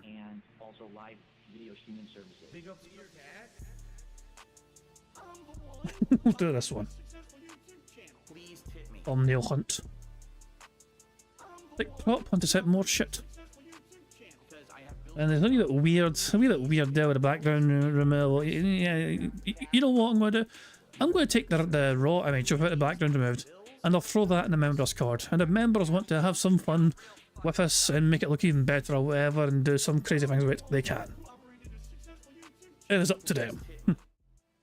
We'll keep an eye out for more thumbnails. You know, the performance give you 60 frames mode, the game was gorgeous, and it's full ray tracing. You're swinging through the city, and you can see the entire side of a building is fully reflected with its glass to everything behind you. Like, oh my gosh, this is so sick. It's just sick looking. Like, wow. So, pretty much every single PS5 game that I tested had a new mode, and it would run at 4K, 60 frames. So, no complaints from me. It looked gorgeous, in my opinion. Like, that's great. Now, as good as on PC, you know, first of all, how would you even know? Because some of these games aren't on PC yet, right? I think Spider-Man 2 isn't even ported to PC yet. So this is obviously the best way you're ever going to be able to play that game. For other games like God of War and Horizon, they were ported. And I'm sure if you already have a top-of-the-line PC, you could max out all the settings and it's going to be better, right? But man, for that, you know, for what it was sick. Now, no games offered any other kind of crazy resolution options or anything like that. I know people have said, what about 8K and stuff? I don't have an 8K TV. Who does? Who the hell has an 8K display, right? So it's not like I could have tested anything like that. The box... I'm going to guesstimate that one of you guys out there has a fucking 8K TV just because why the fuck not? But I'm going to assume one of you guys are going to be crazy enough to have an 8K TV. Because that's just the way it is. You can, so you go for it. I don't have one personally, I mean, I know, but yeah. A fan donated me an 8K TV. Yeah, exactly. The box literally says 4K 120 HDR. It doesn't mention 8K this time. 4K 120, no games offered it. So I don't know if it's just a game selection at this point, if any game eventually will offer 4K 120, but none of the games that I tested offered that. It was only 60, FYI. So basically every PS5 game that I played looked great. The only complaints I had, for example, I was playing Horizon Forbidden West, and I jumped on the aerial, like the pterodactyl mount or whatever it's supposed to be. There was freaking pop-in the graphics, and I'm like, you know, you spend $700 for a console, you would think if there's a special mode for this console, they would increase maybe the sight distance, you know what? Oh, did you spend $700 on this console? Because I thought if someone gave it to you, Phil. Is it good you're going to spend any money on this console then? Whatever they call it. I shouldn't be flying over the world and seeing visible pop-in of everything in front of me. It's just really fucking annoying. Like, come on, but I guess they didn't go that crazy. The thing is with Horizon, you don't get that mount till the end of the game, so actually you probably wouldn't even notice till like the last hour of the game that that's the case. Everything probably loads fine when you're on the ground level, right? Anyway, all right, so that's the PlayStation 5 side of it. Let's talk about the PS4 side of it, okay? Let's see here. I received a $1.10 tip. Would I let a black guy named Tyrone clap my cheeks? Well, first of all, what is the color? Why would you read that? Why would you read that out? Why? You know, it's an obvious troll tip. Why would you read that? Oh my god. PlayStation 5 side of it. Let's talk about the PS4 side of it, okay? Let's see here. I received a $1.10 tip. Would I let a black guy named Tyrone clap my cheeks? Well, first of all, what does the color of someone's skin have to do with their ability to clap someone's cheeks? I actually find that incredibly offensive that you would even bring it up like that. Like, if you were just to say, would you let someone clap your cheeks, or would you let a gentleman named Tyrone clap your cheeks? But what you gotta say is black. That's just offensive. So I'm not moving forward with my answer to your question. I'm incredibly offended this morning. Okay. So Phil wouldn't mind a white guy clapping his cheeks like John Rambo, but if he's black? Yeah, Phil's incredibly offended all of a sudden. So let's continue. So testing the PS4, okay? Admittedly, I downloaded a bunch of PS4 games, but we didn't have a lot of time based on what I was doing. So the one major thing that I did to test was Bloodborne, okay? Everyone wants to know, does Bloodborne look better? Well, the answer is yes. But you probably wouldn't barely notice. Allow me to explain. So Bloodborne baseline PS4 version versus the PS4 Pro boosted version is basically a tiny bit of new clarity in the game. So for example, we were looking at the character at the beginning of the game and he wears the cloak with the brooch on it, like it holds it in place with the chain.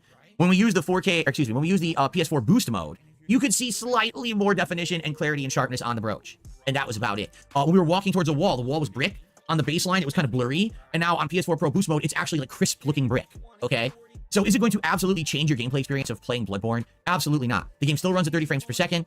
You know, it's the same game. But it just gives you a slight, small increase to sharpness. So if you're looking for the absolute best version of Bloodborne you can play on a console without hacking the crap out of the game, because what I'm to understand, they've hacked it and they're almost ready to get it emulated on PC, just not there yet. But this is basically like the best version you can get. You can get a PS5 Pro and play it on there, but you're not going to get a very different experience at all, being frank. You know, I just don't think, you know, the text is slightly clearer. You know, it's just a little bit. It's really just, it's a little, oh, it used to be a little fuzzy. Now it looks a little sharp. That's it. That's your difference, right? So if you care, it's there. So, Did Phil actually do the test on both consoles on the same areas to confirm this? Or is he just going off someone's article or something? oh, overall, my day of testing of the PS5 Pro, the last thing that I did is I did Dragon Age Veilguard. I wanted to end the day with actual gameplay rather than me just testing, right? So I booted up Dragon Age Veilguard, and I played the intro about an hour. I got to the part where you're actually controlling your character now outside of the intro. And I'll say this, it has its special mode, all right, that is supposed to be for PS5 Pro exclusively. It looked great. It was very good graphics, the effects, full 60 frames. Again, at 4K, I was playing at 4K. I wanted to push this thing to its limits. I wasn't going to go 1080p, 120 hertz, because I wanted to see what it could do at full 4K. It was really good looking, you know? So I enjoyed it. I actually enjoyed the hour intro of Dragon Age Veilguard. And also, that's for the game itself. Like, the intro seems pretty decent. It does seem like in line with what Dragon Age is, the intro. I don't know if the game will go right off the rails later and I'll hate it, but we gave it a shot and the first hour was pretty good. Okay? So, overall, spending like over 5 hours with this thing on Friday. More streamlined build. Definitely better looking on the eye than the baseline PS5. Games now run at 4K 60 frames on it. And you'll get a slight boost to PS4 games on it. That's pretty much almost unnoticeable, but it is there. I did observe it. Okay? So now to get back to the question from the tipper earlier, who is it? Wilson? Is this thing worth the price tag if you already own a PS5? Well, I'll say this. If you are a 4K gamer, if you are into 4K resolution, you have a 4K TV, and you want the absolute tippy-top experience, I would say, yeah, if that's what you're looking for, okay? But I would argue that the vast majority of people who own a PS5 don't even know what quality they play games at. Most people just buy a console, hook it up to their TV, and just play. And it's unoptimized, and they don't even know how to optimize it, right? Yeah, like you, Phil. You are one of those people.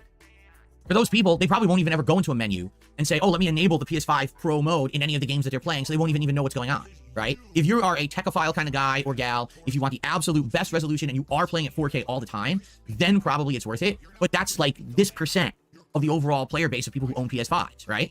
If you're looking for a boost to PS4, this is like not worth it at all. It's such a tiny minor difference. I wouldn't even spend $1 on it. Like seriously, it's the difference between you took a photo and here's your regular photo and you run it through one of those filters to make it look more crisp. Is it really better? I mean, not really. Oh, it's a good job you didn't spend $1 on it though, or did you? Maybe it's slightly increased, but it's not a big deal, right? I wouldn't spend $1 for that.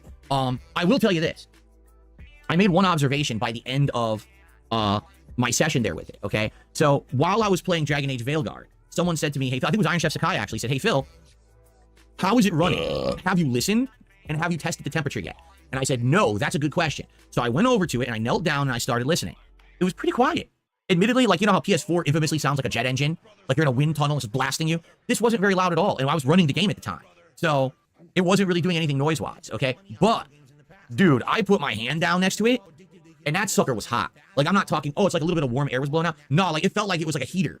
Like, you could be sitting next to this to warm up in the winter. That's how hot this thing was running. Wow, who cares, Phil? Apparently I messed up with a screenshot. Broside Phil's warning me. I messed up with a screenshot. Give me a second here. Oh, for God's sake. I don't think I'm allowed that in the Memo Discord. I think I'm going to actually have to delete this. Jesus. But I can't show that. I can't show that. I'm deleting that from the Member Discord, bro. I'm sorry, but yeah, I'm sorry. That's not safe for work. Or I don't think there was enough censorship to it. I don't think there was enough of it censored. It was too much. Too much. It was Jesus, man. Oh my god. Oh, for God's sake. Yeah, that was, yeah. There you go, Steve says tweet it. There you go, follow Steve's suggestion, tweet it out. Yeah, go for it. That way I wouldn't be liable if it's... Jesus, man. Oh, god damn. I did not expect to see that. Oh, bloody hell. Jesus. Oh, God's sake. Aviga did make this, to be fair. Aviga created this. I'll share this at least. Aviga made this. Also, big ups to Sunny. They created a version where the background's moved, and it's like it's a better removed background version, you know. So yeah, big ups to Sunny for that. But yeah, Aviga made this, and these are safe to share. Thankfully, these are okay. These won't get me in trouble for sharing. Bro Sideful gonna tweet. I wonder what Bro Sideful tweeted. Oh god, oh, please don't tell me it fucking tagged me. Oh god, no. Guys, I would highly recommend you check Bro Sideful's Twitter account. And yeah, I guess you'll see what I mean. Now, listen, I didn't temperature test it. I didn't temperature test my baseline PS5 either. But when something's running that hot, that makes me feel like, number one, you absolutely need to give this thing big ventilation. And I do. It actually has almost the entire bottom shelf of my entertainment center. And it is opened on every single side around to open air. So that way it's getting maximum airflow and it's not confining the heat to like a small area, which would probably be disastrous. Okay. So you need to give it aeration. That's number one. Number two, if it's like some people game in like cramped rooms and stuff, I could imagine this thing like significantly raising the ambient temperature of your room by like 15 degrees if you play for a couple of hours. I mean, it was that hot. And I was like, dang, you know, I can't imagine trying to do this in like a bad or cramped setup. This is like a techophile console. If you're going to sit there and you're going to tweak the settings of each game, try the different modes, you're going to give it proper aeration. You know, this is not, oh, I'm just going to buy a PS5 Pro for $700 on a whim, come home, plug it in and get the best experience. You're not. You got to mess with it a little bit, right? So... yeah, so I mean... why is Phil obsessed with the price tag when, according to his own story, he didn't buy it, therefore it wasn't a factor for him? Like, he's not going to succumb to the financial hardships of getting his PS5 Pro because, according to him, it was gifted to him. So he doesn't understand the financial implications this would have caused someone if you had bought it. His opinion on whether it is worth the money or not is fucking irrelevant by his own logic and story because it's not his money if I can bought the game, bought the console. Even though he has confessed to it twice now. I mean, $700 if you don't have a PS5, okay, you don't have one at all, and you're gonna buy a PS5, you're like, well, I just want the Pro. If you're gonna play at 4K, if you have no idea if you're gonna be playing at 4K at all, I don't see why you would want a PS5 Pro. I just don't understand it. Like, what would the purpose be? It's not gonna even use the better hardware unless you're playing at 4K. Like right now, I'm playing games at 120 hertz, 1080p on baseline PS5. I already was. So why do I need the PS5 Pro? The answer is I don't. You know, you only need it if you're going full 4K and you want the 60 frames. All right. So, yeah, so that's the deal. And I think that, you know, for someone who wants the best console available, it is the best console available. But it still doesn't hold a candle to a gaming PC, which I think everyone knew. You get yourself a $1,200 to $1,500 gaming PC, the thing's going to be insanely good compared to this thing because it's not going to have these limitations. Let's be wasn't the gaming PC also a gift, or am I misremembering that? really honest here. This console's going to sell like hotcakes when GTA 6 comes out. Because everyone's going to want the best experience with Grand Theft Auto 6, and it's not going to be on PC at launch. So this is the one way you can play that best version when it's out. And I'll have it now. Thank you so much to the viewer who donated this PS5 Pro, because... yeah, to me from Ree. Thanks, me. This is going to open up some horizons for me that weren't possible with just doing the gaming PC route, and I really, really appreciate that. So now let's talk, all right? Because as a result of me having a PS5 Pro, two cool things are going to happen this week. We're going to have two new playthroughs begin, okay? Number one, cares? I am going to start Dragon Age Veilguard. We played the first hour, okay? We're going to continue on with a major stream or two, and we're going to see if the game is good and worth playing, all right? Now, if it's not, then I won't play it. Let's say we play a stream or two and we're like bored and like, oh, this game sucks. We are not going to continue to play it. I'm not 100% committing to a full run until we actually see if it's good or not. I'll tell you this, my first hour, the impressions were positive. I actually enjoyed the combat. The story's interesting. And you got a lot of money for it as well, which is why I was very happy playing the fucking game. It's engaging. The one odd thing about the game is the graphics. If Phil just said the game is engaging, do we count that for engagement, yes or no? The impressions were positive. I actually enjoyed the combat. The story's interesting. I mean, it's engaging. The one odd thing about the game is the graphics. I don't know why they went more cartoony this time. They definitely like softened all the characters to almost look like World of Warcraft. I don't know why they did that. But outside of that one odd design choice, I enjoyed the first hour. So I want to give it a shot. But understand this is by no means saying, oh, we're locked in and we absolutely must play this game in its entirety. And now we're locked in for 4 months. We're playing Dragon Age. That's not the case. Let's give it a shot and let's see what happens. Now, the other result, all right, and this is, I feel, something extra cool. For the end of the year here, I'm going to do a Bloodborne run. I feel like it's time. It's been over 5.5 years since I played Bloodborne last. And now that it's going to be on PS5 Pro with slightly increased graphics, at least it gives me kind of a gimmicky reason to play it again. But I'm craving this game. I mean, I just played it for like 20 minutes. And I was like, oh my God, the parries feel so good, right? When you get the parries, you're like, yes, you're excited. You're like, oh, I love it when you get that parry. I can't wait to fight bosses and parry the bosses and shit. It's going to be so much fun. So now, of course, this will be my absolute best looking Bloodborne run ever. It's going to be full 1080p. You know, I'll be playing it at 30 frames, which sucks. I wish I could play it at a higher frame rate, but it's going to have nice full face cam now with great graphics and everything. I'm actually going to, I'm really pumped for it. So I hope you guys are too. I'm sorry, this frog that's bothering me today. Who fucking cares? I think I got it. I'm very excited. So let's talk now about the schedule for this week, because I feel at this point, you guys are going to want to know, well, what's going on when? You know, this is confusing. All right, let's talk schedule. So now everyone knows what's coming up this week, okay? So today, we're wrapping up some stuff. Today's first stream here, when we finish with the podcast, is the conclusion of Life is Strange Double Exposure. Now, I know a lot of you don't like this game, and you're probably going to take off when I begin. But today should be the conclusion. We're already more than halfway through Chapter 3. The game has 5 chapters, but Chapter 5 supposedly is only like a cutscene. It's like an end game cutscene. So we should probably finish it today. If we don't finish it today, I'll probably schedule in one more like late stream later this week to finish it. But I want to see what happens. The plot has gotten interesting. If you've ever liked Life is Strange, the plot, or any of these kind of choose your own adventure games, it's a good plot. I'm excited to see how it ends. I hope that you guys will stick around for that. Tonight on the late stream, it's Call of Duty Black Ops 6 multiplayer. Craving more of that, of course. Last time around, if I remember correctly, I was using the Goblin assault rifle with the scope, the infrared scope. Maybe I'll do that a little bit more. Not infrared, thermal scope, excuse me. Maybe I'll do that a little bit more, and then maybe we'll switch it up. We guys see what daily challenges are. It should be fun. Okay? Now, Monday is a big day, folks. Monday is the conclusion, the sunsetting of my actual Clips React show. DSP vs. the Internet officially ends at episode 90, tomorrow's day stream. It is time to send it off and say, you know, adios, so long, but thanks for all the fish. You probably won't get that reference at all. Why in the fuck would you make a Hitchhiker's Guide to the Galaxy reference, Phil?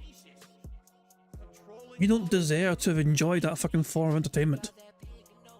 What's his name? Douglas Adams reference. But yeah, it's been a great show. You know, 2 years of the show has been great, but it's time to send it off. It has been a good run, but the show's interest has definitely waned. Like, when I'm doing that show, no exaggeration, I can't even get, like, 200 viewers across both platforms. That's including YouTube and Kick. I can't even get 200 viewers on the show. And the support, let's be honest here, we went from at one point having hundreds of paid members down to, like, 6 or 7 ultra members and, like, maybe 20 standard, like, submission tier members. So, I mean, the channel is making a little bit of money, but I feel like my time is definitely better used elsewhere. It seems like focusing on a new effort, such as a political show, or changing the format and now turning it into a long-form React show, which is what I want to do. I want to start doing long-form React content, watching an entire video essay or documentary or something like that, and maybe do it like once a month and have it be a big hype event so people can plan and show up for a topic they're interested in, rather than showing up and having no idea what the hell we're watching because it's a random clip show, and you can have an entire show that's just kind of shitty because the clips submitted weren't that good, right? So I kind of want to change that, and that's why I'm changing the format of the show. I hope you guys understand. Listen, I liked doing the show. It was always fun, but I got to put my efforts towards what people want. And when I can't even get 200 viewers to show up for the show, obviously people are telling me this is not what we want.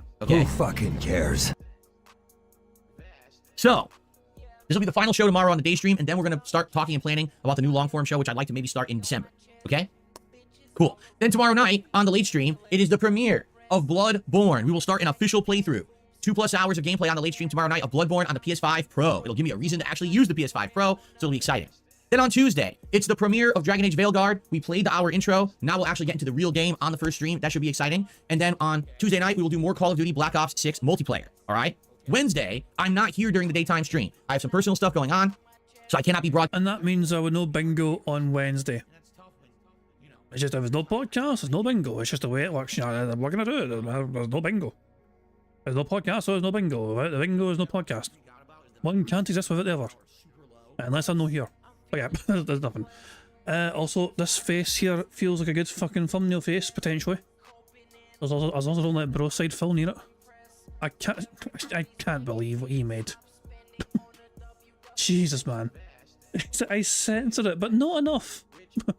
It's like, it's not something that would be safe for kids to see in its format, you know? It needs mere censorship. Jesus, man. But he's put it on Twitter. He's put it on Twitter, apparently, so yeah. The thing that Bro Sidefell made is on Twitter, and I'm terrified to click on my Twitter. I got one notification up there, as you can see. It's from Bro Sidefell. I know it's waiting for me. I know it's lurking there in that feed. So there we go. Let me just throw some in my Discord. And Diablo's managed to create to create an image and share an image of what is. There we go. It's there we go. Apparently, he's been his Twitter or his Discord is going a bit weird. But yeah, there we go.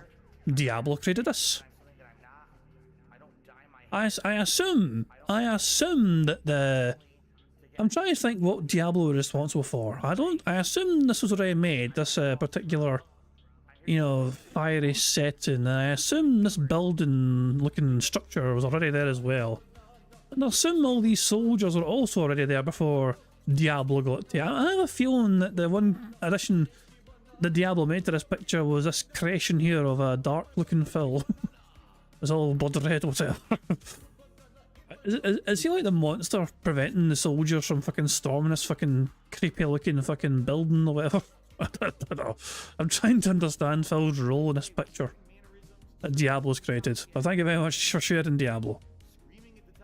Oh, do I even click on it? I'm scared to click on it. Yeah, I scroll just in time. Barely. Like, it's just like... It's like, I might just leave it at that. You know? I might just leave it at that. This is what Broside Phil sent me. And yeah, it's... Yeah. It's Phil... Remember what Phil said earlier on about, you know, with a black guy named Tyrone? To do him up there. That kind of thing. Yeah. Let's scroll away from that as fast as humanly fucking possible. Yeah. But fair, I managed to kind of... I don't think I got to see it properly, you know what I mean? I managed to scroll past it so the stream went aware properly. Alright? Wednesday, I'm not here during the daytime stream. Oh god almighty, if Vega sent me a censored version, do I dare look? Oh my god. Well, this is a very censored version. This is an extremely censored version, for sure. Phil's big awkward head is in the way of the whole thing. So, the version that Broside Phil sent me had a couple of small sensors round here and around there. That was it. There was no censorship around this area here, down here. So you know you couldn't really see anything. So yes. And I've also the face, the you know, Phil's face is on the guy that's getting... It's on the receiving end. Or like a better way to phrase it. But thank you, Vega, for sending the censored version. There are other things. Chase has created a couple of things. Inspired by the Matrix. Stopping all these bullets. Stopping all these tips. I'm trying to think of a good Matrix pun. What Phil would stop. Phil stopping all these, you know, I don't know, DMCA claims from getting through to him or something, I don't know. But Chase also created one more wee thing. He created Phil drunkenly stumbling around. I'm not even sure what sort of building this is. I'm trying to think of what kind of building this is. It's like, what is it, the barbers or something? With a strange little chairs or whatever? What the hell? But he's got his whale tail gin. I guess it's me, but there you go. Thank you very much, Chase, for that. Anyway, let's crack on with the bingo, shall we? I have some personal stuff going on, so I cannot be broadcasting. There'll be no podcast and no mainstream on Wednesday. But on Wednesday night, I will be here, and it'll be the continuation of Bloodborne. Then on Thursday, we'll do another day of Dragon Age Veilguard and Call of Duty. And then Friday's kind of up in the air. We could possibly do... Wait a minute. I got confused. I'm sorry, guys. I screwed up. Thursday's day stream is Dragon Age Veilguard. Thursday night is the premiere of my show, the political show you've all been waiting for, exclusively on Kick, DS Politics.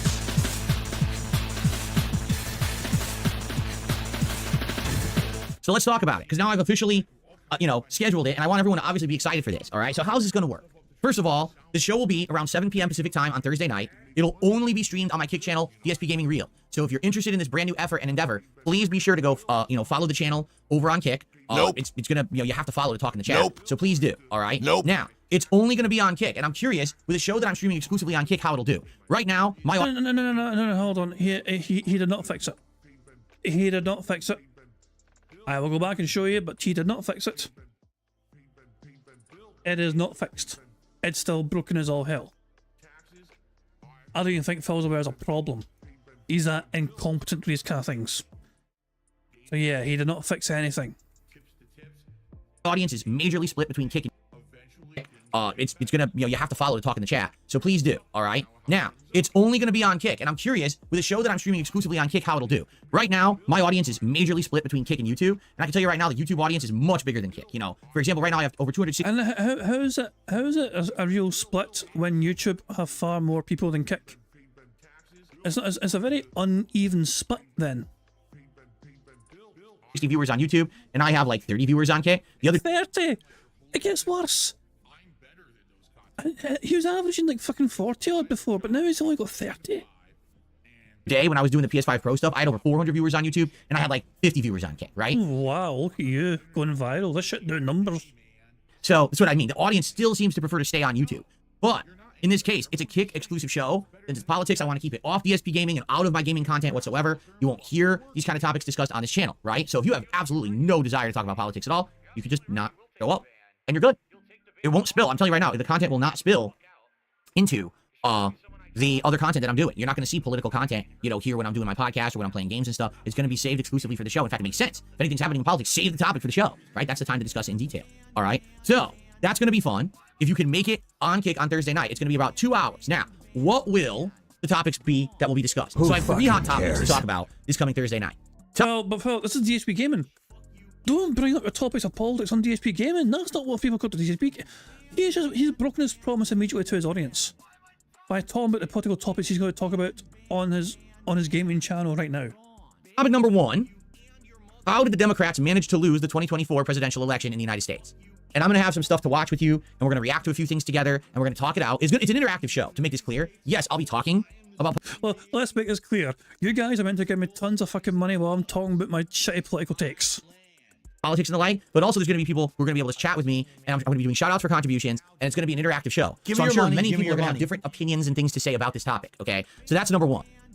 Number 2. Is he hoping for his political takes to be so fucking bizarre that, people are going to fucking give him money to, say, hey, you're wrong, this is why you're wrong? Like, is he hoping that sort of thing to happen?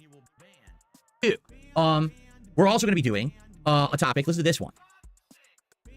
There have been mean text messages that have been getting sent out across the country since Donald Trump won the presidential election.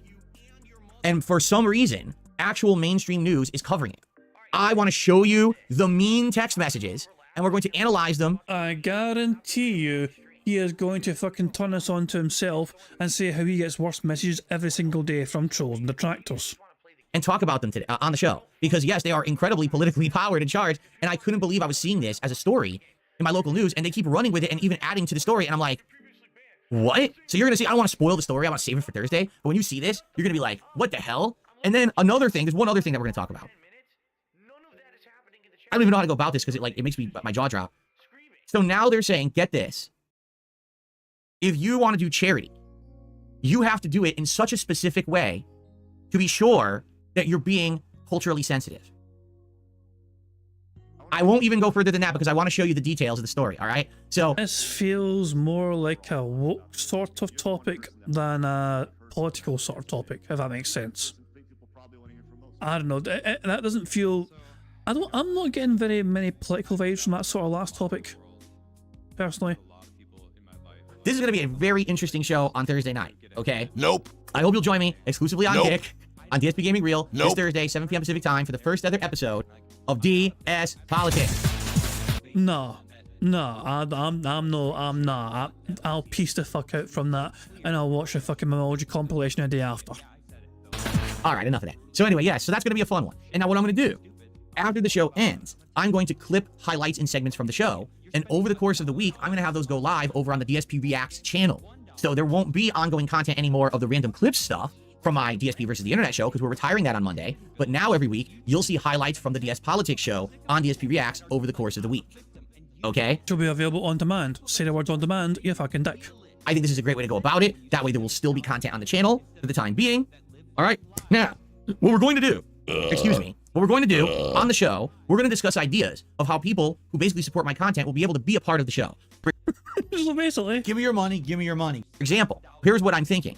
If you become a submissions tier member of my DSP Reacts channel, you can have a thread every week where you can submit clips you'd like me to watch and review for the politics show. you're paying Phil in order to then give him content to talk about, and he'll want to also get more money from you while he's making the content that you've paid him the privilege to fucking give him. So it's not enough that you got to pay money to Phil Burnell to cover a certain political topic which you might think is interesting for his fucking shitey channel, a shitey show. He'll then also expect you to give him money while he's addressing that topic live. And if you don't, then it'll be your fault for just fucking suggesting the topic in the first place. So you could say, Phil, were you aware of this news story that happened across the country? Can you comment on this current event that happened or this political thing that happened on the show? So this is awesome because this is going to allow you to have interaction. Now, I'm not guaranteeing that I'm going to watch the clip, but I'll review everyone's submissions. I'm not guaranteed it. So you give me money, and I might address what you fucking bring up politically. Or I might not, but I'll just say thank you for the money, dummy. I'll try to find the best ones, and I'll put together a show based on your suggestions, but also the hot topics that I want to talk about every week on the show.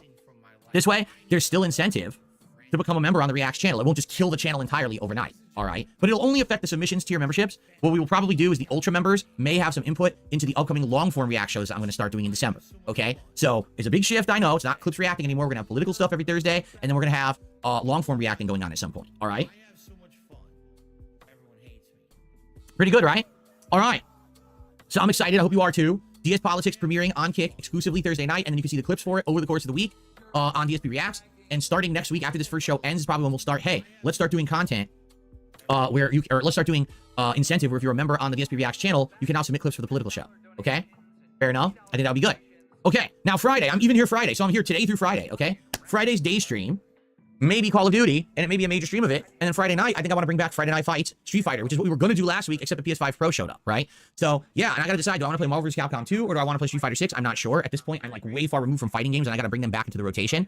So, in summary, here we go. Today, Life is Strange concludes, Call of Duty multiplayer at night. Tomorrow, my final episode ever of DSP vs. the Internet, and the premiere of Bloodborne. On Tuesday, Veilguard finally premieres as a real playthrough, and a night stream of Call of Duty. Wednesday, no day stream, but the late stream will be Bloodborne. Thursday, more Veilguard, and then the premiere of my DS Politics show on Kick. And then Friday, probably Call of Duty and Friday Night Fights.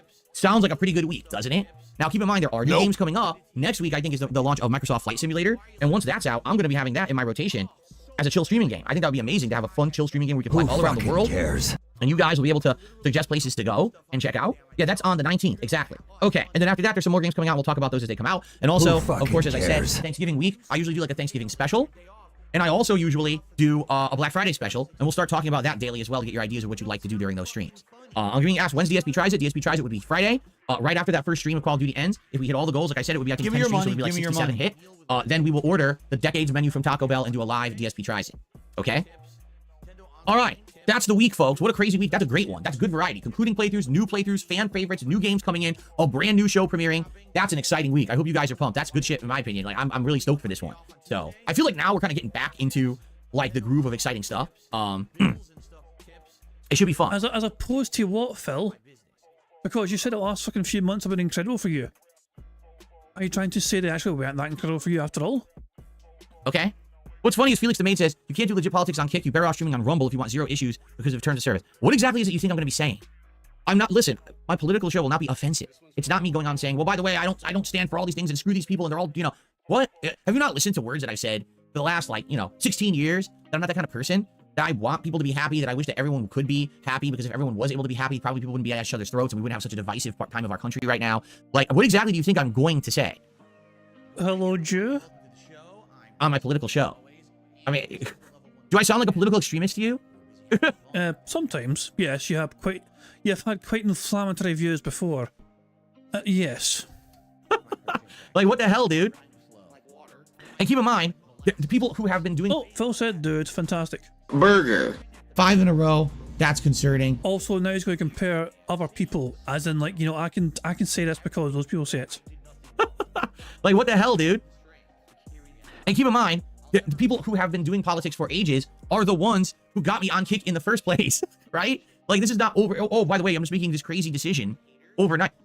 Kino Casino has been covering political shit for years on Kick, and they're fine. So what are you talking about? Anyway. They were banned from YouTube and have no choice but to stream on Kick because of that. Their views were too extreme for YouTube, and so they fucking had to fucking use Kick as a fallback resort. And also, as Calvin Dutchman points out, you are not Kino Casino.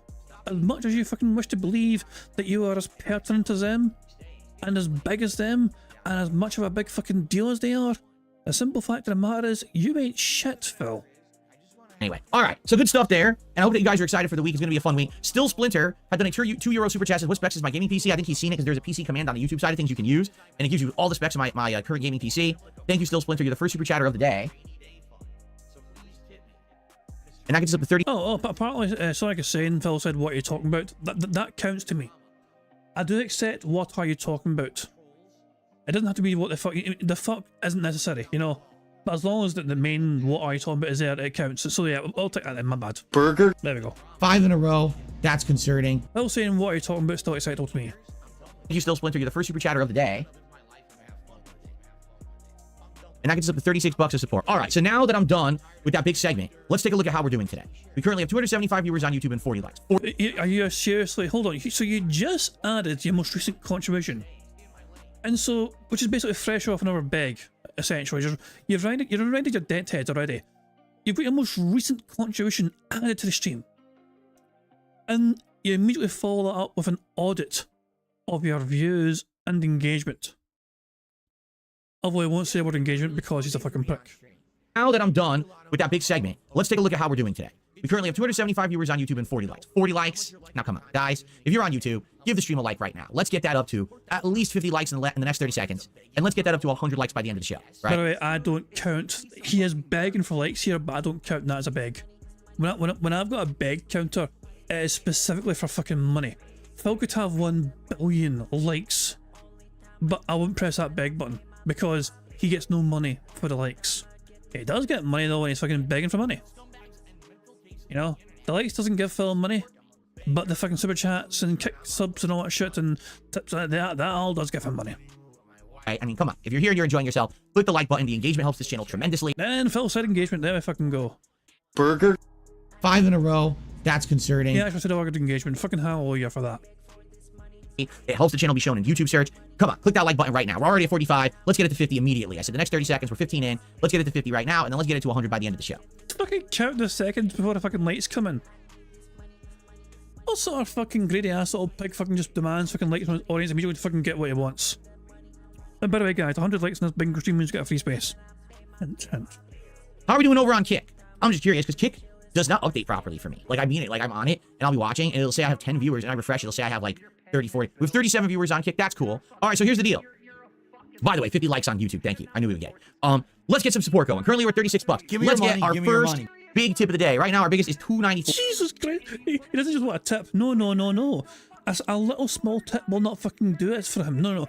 If Phil is not going to be required to press the animation button for your tip, he's not interested in your fucking tip. He must have a fucking big, mighty, beefy animation to play for some big, beefy fucking tip. Let's get a $5 in there. Let's get a $5 tip, right? Biggest super chat too. Let's get a $5 super chat right now. Give me your money. And on Kick, Give me your we money. got nothing. Nothing on Kick. Let's get our first sub. Give me Join your the money. sub club. Give me your money. Become one of the founding people over on Kick and get a unique badge. Let's get some gifted subs over on Kick right now. Give me your Let's money. get the momentum Give me your going. money. Let's get this goal hit by the end of the show. Give me your money. That way when Give I'm me your finishing money. Life is Strange, we can focus just on the game and not be distracted. Let's get right through it. All right? Let's get it going. Begging little bitch. Holy fuck, man.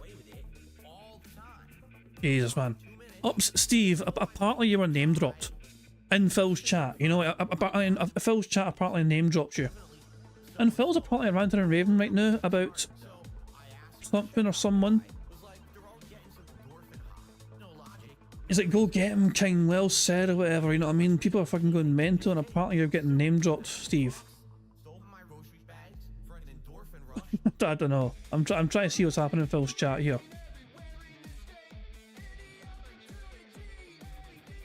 I don't know, fuck it. We'll catch up to live DSP and see what's fucking happening, but apparently you were name dropped. But it feels like Phil has addressed that being said again, at least in some capacity. I guess we need to catch up and find out. But only behind, by the way, by 27 minutes. Very good. Okay. Well, by the way, while we do this, I'm gonna put this PS5 Pro box in my closet because I don't Who like taking out big fucking box on the cares? floor. Let me put this in the closet here. Maybe you should have done that before the fucking stream began. Why does he have to mention if it's a slow day for contributions, and why does he have to bring that up? Big ups to your dad. Very slow day for support. I cannot believe I cannot mute this kid. It's gonna kill me. I'm gonna have to kill myself. How the fuck do I mute this stupid mic? I Very have nice. no idea. All right, cool. No, currently, I'm not planning. Let's do, all right, guys, here's what we're going to do. Let's do some open Q&A, because people have questions now about everything I just talked about. Automata says, will there be a tier on React that guarantees your political clip being watched? Currently, no. Gee, hold on. Steve. So Brian has said to me, you were mentioned in Phil's chat. And you're leaned because you were mentioned. Some unknown person, Steve, said that you were a genius. XXY, their comment was simply, Steve of the Dead is a genius.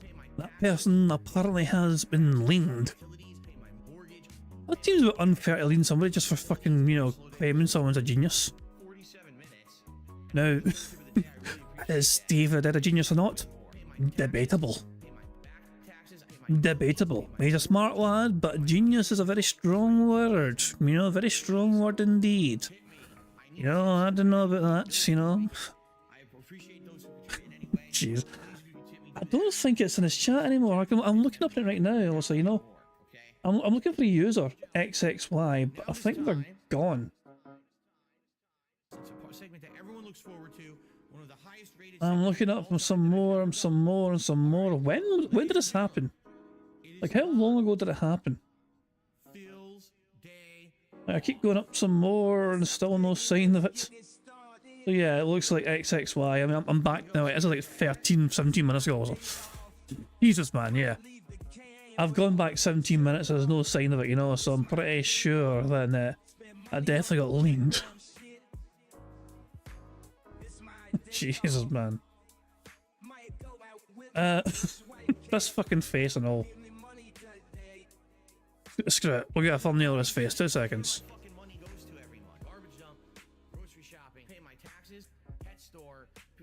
That's a good spot though. I mean, a good spot there from Brian. And thank you very much for sending me a little screenshot as well of the conversation thing. So, Steve of the Dead, genius, yes or no? Maybe I should do a poll for that to see how it goes. I don't know. Steve's a smart lad. Ah, the chair didn't get removed. That's annoying. Hold on. Let's get rid of this fucking chair, shall we? Get rid of that stupid ass fucking chair and your side as well. I think that should do. Hopefully that'll work perfectly well and get rid of the chair. There you fucking go. That actually worked very well. Right, let me throw that in the member Discord. And apparently there's been a few things made in the member Discord as well. We have a couple of new things. Thankfully they're all safe to use and view. But Broside Phil sent me a message as well saying I'm not sorry. You don't have to be sorry, it's just it's a wee bit too much, you know, I'm not sure. It's barely safe for Twitter. Oh goodness me. So Aviga created this Aviga's got this thing for doing symmetry. It'll take half of Phil's face and fold it over itself. Which is why there's 2 mics sitting there. It's bizarre how kind of sorry, I went away from that. It's bizarre how well that works. Like, it looks weird, but at the same time it looks almost normal. If that makes sense, almost normal. And I don't understand why. I know faces are kind of practically symmetrical anyway, you know, but it's still weird to me, like, I don't know, so let's say Viga made that one. We have a bunch more submissions. Diablo, having rediscovered their ability to post images, made some more horror movie style pictures. This is just called horror movie poster. I don't know if it's like, this seems like a generic thing which is not actually based on anything, I don't know.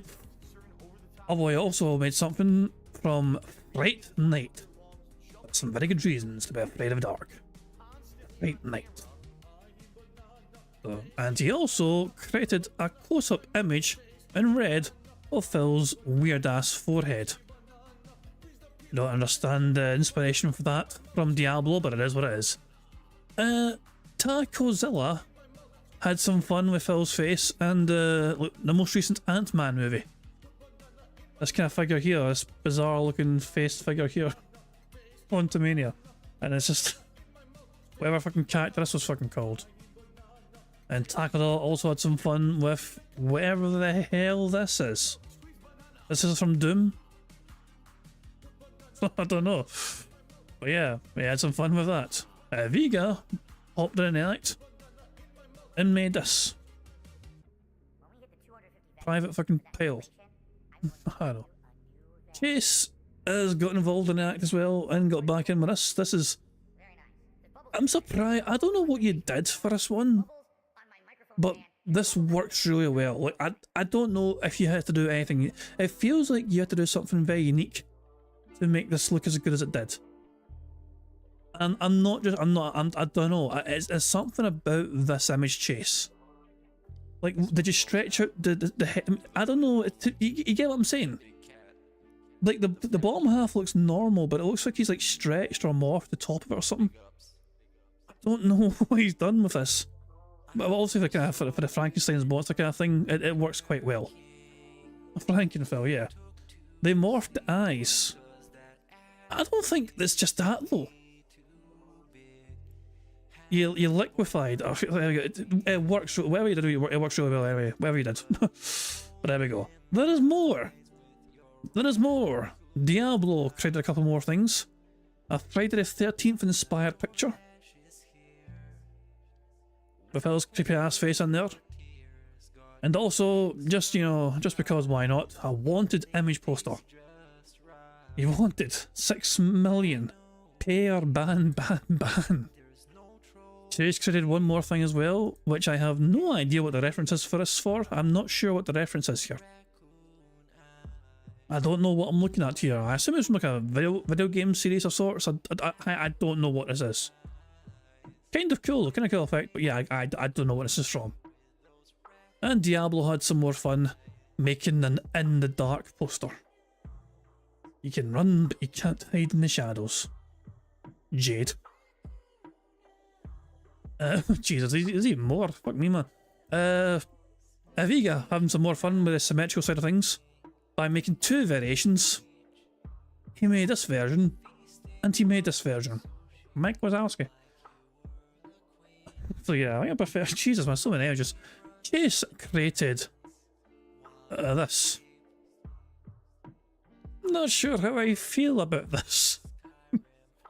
It's so weird. Although the skin tone kind of matches quite well, you know, they've done well on that, I feel, but it feels very odd.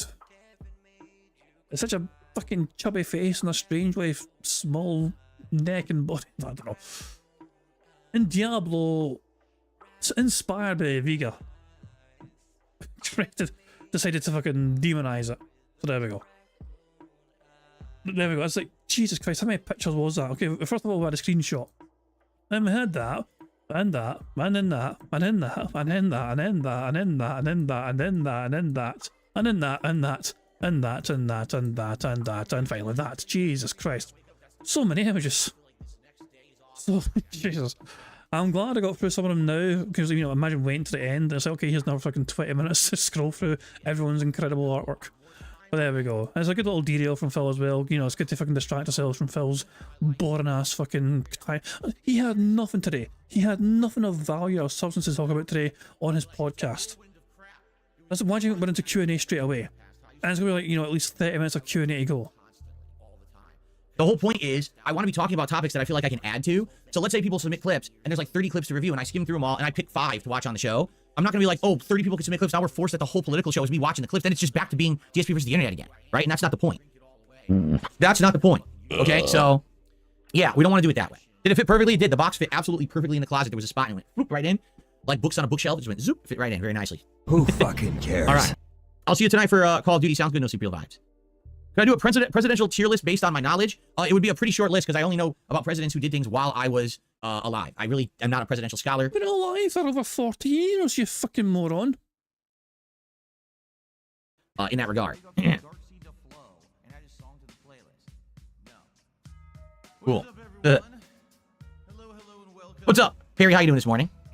I don't know anything about anyone named Synthetic Man, to be clear here. The point of the show is not going to be me reacting to other political creators. It's going to be me reacting to actual news and politics, all right? So, yeah, get the expectation set here. This is not me making fun of other people. It's me actually commentating on stories and the like, okay?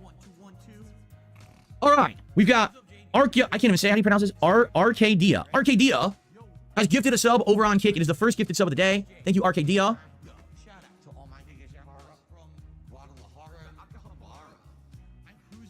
Spelled your name wrong. There you go. One more burp. That's worth a $5 $5 for each membership over on Kick. So thank you so much for that. In reality, it's like $4.74 or something like that.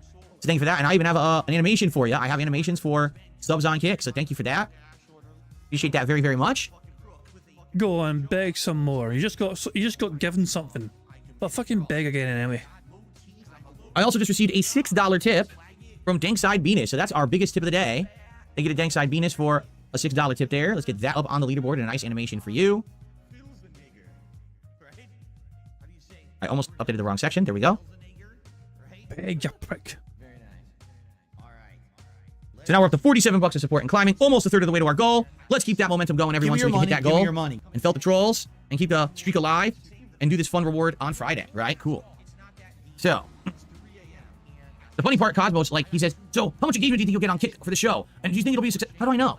Here's the truth. Everyone for years has asked me for the show, correct? It's been like 3-4 years. Who the hell asked you? Find me one person on the fucking planet right now who has been wishing for fucking nothing more than a dark side filled politics show. Name me one. I think some detractors were fucking begging for it. Just to fucking see Phil's ridiculously horrible takes and see how fucking other people react to them. Other prominently political people, you know. There are quite a lot of people who do politic kind of style content on YouTube. And can you imagine them catching wind of the notorious DSP making political fucking takes? And imagine getting their takes on Phil's fucking unhinged, uninformed political rants and seeing them. And can you imagine Phil getting destroyed by some of them, you know? And you think Phil's gonna fucking just ignore that or let it fucking happen? Nah. He will not like the fact that he'll be getting dunked on politically. You know, for his ridiculous fucking asinine views. Will I ever get into politics? Will I talk about it? And I'm like, well, maybe. And now with the election over with and the dust settling, this is exactly what I told you I would do. I said, let's wait. Let's see how the election goes. Let's wait for the dust to settle. And if it goes a certain way and I feel like it's safe to actually come out and talk about stuff, then I will. But it's going to be separated from my gameplay content, so that way there's no crossover and no one will be bombarded with bullshit, right? So that's how we're doing it. I mean, this has all been a systematic thing. It's like, first I dip my toe into the realm of doing crossovers and different topics. Then I start streaming on Kick. Then it's the possibility of starting a new show on Kick. You know, it's a little progressive thing, right? So we're going to move a little further. Now we're going to try. We're going to see what happens. Perhaps the show will go incredibly well, and I'll find a new audience of people who are excited and engaged to hear this kind of content from me. Maybe the show will tank, right? If anything, here's the thing. On Kick, if you want to qualify for the best levels of monetization, including getting verified and then later on give me your money, streamer program, you have to have a certain level of average viewership. The thing is, my viewership is split. I've got a certain group of people who want to keep watching me on YouTube and have, right? So because of that, I still got a decent number of people watching me on YouTube every single day. But some have gone over to Kick, and I have a few new viewers on Kick. So it's kind of this weird split. But because of this, I'm not getting enough average viewers on Kick to support me ever getting those higher tiers. Phil, I thought you had all of Kino Casino's viewers come over to watch your shit on Kick. Weren't you fucking worried and concerned about doing your politics show at the exact same time as Kino Casino were doing their show because of the fucking split loyalties that a fucking audience would have if they wanted to watch your show at the same time? I'm always going to have just the base level tier, and that's it. If I have a show that's dedicated on Kick, that now I can bring in 100, 200 viewers even, right? Like that would be if I get 200 viewers on the show, I'd be pretty pleased with myself to know that for a different kind of content that I've never done before, that I'm getting a solid audience for it, okay? So if I get like 200 viewers, I'd be stoked. And to be honest, Phil, the thing is though, because it's only on Kick, I feel like he actually will get triple digits for his... I think he will exceed 100 viewers for his political show. Even with like Raw, Phil, whatever, you know, having restreams of it, or whoever's going to restream the fucking stuff, whatever, on YouTube, I feel like because there is no DSP Gaming or DSP Reacts being live for it, and it's only on Kick, it probably will increase his viewers naturally because there is no alternative. I can see him getting 3 digits for the politics stream on Kick. I mean, I don't know if it's gonna be. I don't think it'll be over 200 though. I'm not entirely sure. And we would see, you know, is it viable now? If you get that much viewer, will now my average viewership go up? Will I be able to possibly qualify for these other programs and the like, right? What? Essentially, that's the sole reason why I fucking doing it, Phil. Because you want more money. It's just, that's a simple truth of the matter. The content itself doesn't necessarily matter. It's just you wanting more bank, and more bang for your buck. Have to see. So let's see how it goes right now, and play it by ear. I don't have any super high expectations. I'm not expecting to get 1,000 viewers on my first political show on K. But I'm hoping that people will now see this will be a different kind of content that I'm willing to tackle and try and see how it works and go from there. And if it works, it works. If it doesn't, it doesn't. It's not like, here's the difference, right? Again, I know I keep bringing this up because it's just a good case in point. Take a look at side scrollers, right? Why? But why should we bother?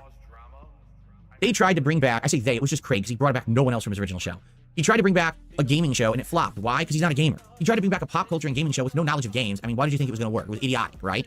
So then what he did is he completely spun his idea into politics, completely right-wing conservative. He did it on purpose because he figured being as extreme as possible would get an audience, and it worked. Gullible people bought into his bullshit, and now he has an audience of thousands of people. What was the most extreme thing that side scrollers did? Because I know there's a couple of there was a couple of times when a lot of people were kind of flapping their gums about side scrollers, but to me, it's not like the most extreme. Like from what I can gather, anyway, for most of the time, it wasn't anything worth talking about.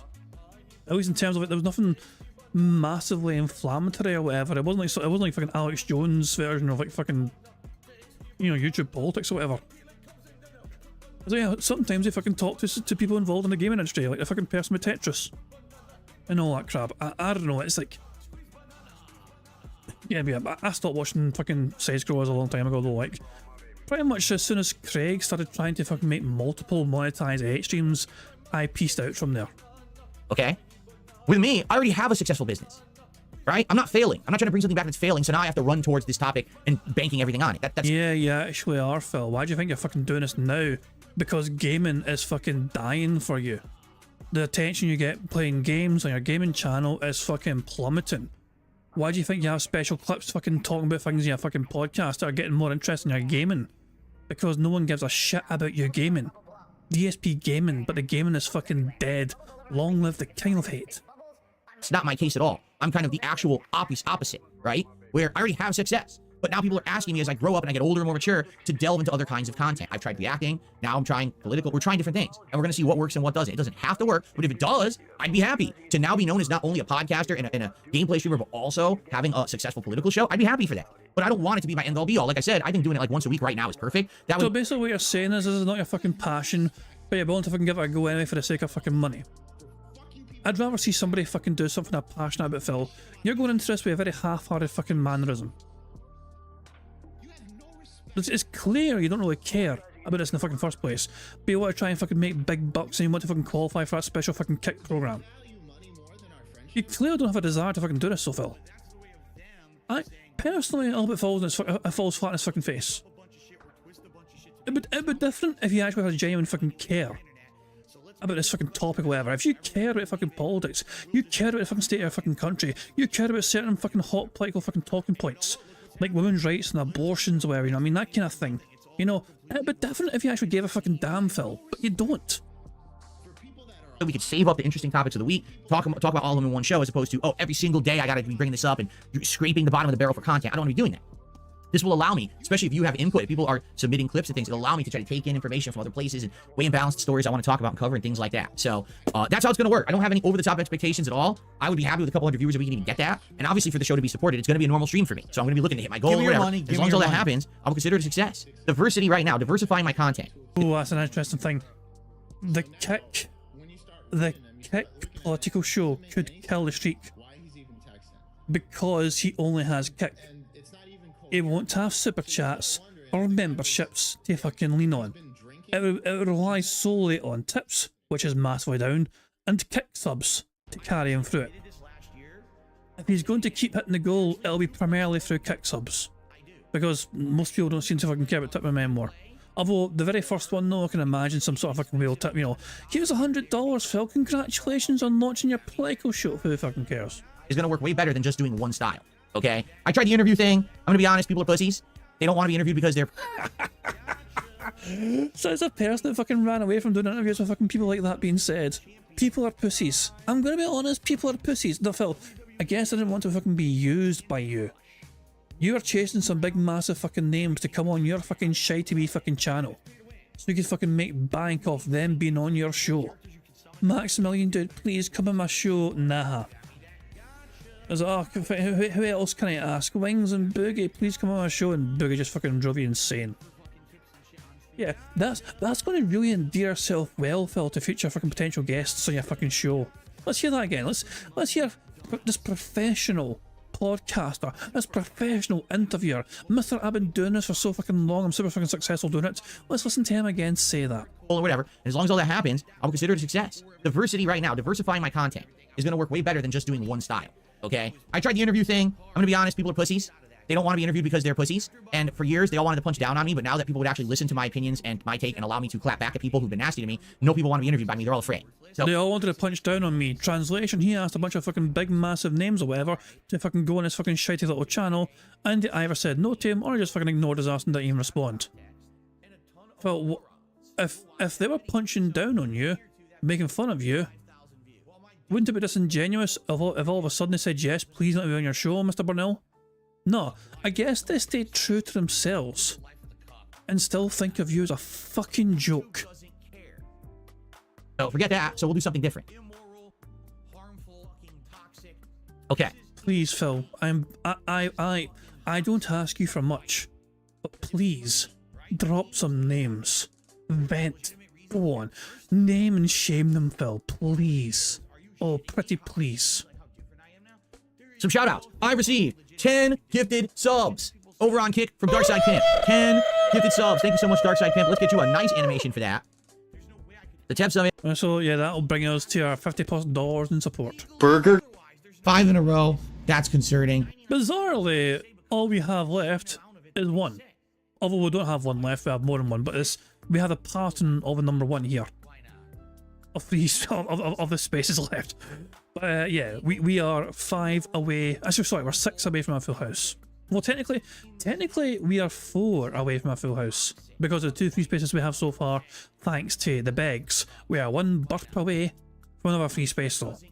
So we're 4 away from our full house. Very soon, hopefully, 3 away. If Phil burps one more time. Animation right here. So far, we've seen the 10 sub animation before. We haven't seen the 25 or the 50. These are the sub animations right now. So thank you very much, Darkside Pimp. Give me your money. Give me your money. A huge contribution. I just want you guys to understand that means the world to me when I get That is the equivalent of $50. So that gets us up to $97 in contribution so far on the stream. Thank you so very much, everybody. the last decade. It has. And I received a $20 tip. I'm all in for DS Politics Sounds Spicy from Perry the White. Thank you, Perry, for a generous $20 tip this morning. That is by far the biggest tip of the day so far. So let's get you a nice animation and let's get you up on the leaderboard. Sometimes that is worth it because there's people out there who got something out of all of this. You know, it wasn't just some dickhead in front of a camera. So a telltale sign that I need to get a new PC. All of the fans on this PC now are also old. They're either breaking or they're noisy. Right now my PC's making this noise, and then it goes away, and then it makes it later. It's even worse. Like, dude, I really gotta get a new PC. So I'm really hoping, I'm looking for, fingers crossed, good Black Friday deals, or Cyber Monday deals this year, so I can get a new PC. Because man, I could use one at this point. This thing is noisy as shit. It's like, shut up. The thing is, if I go hit it, like if I whack it, sometimes it actually stops the fan from making noise, and other times another fan will act up and be even louder. So I don't want to go punch it. Okay. So thank you guys. We're up to $117 in support and continuing. All right, so someone is asking me, what about having Wings of Redemption on for the interview? I did reach out to him again recently. I'm waiting to hear back from him. I haven't heard from him yet. I'll probably have He told you that he would get back to you when he has recovered. He is still recovering from his surgery and told you, the last thing he said to you was he will let you know when he is ready. And Phil Burnell is constantly in his fucking DMs like practically every day, I imagine, fucking asking him if he's ready for it yet. to keep pinging him to get an answer. I am interested in having him on for an interview. I really am, but I need him to respond. So I guess we'll see, right? I guess he's being a big fucking pussy then.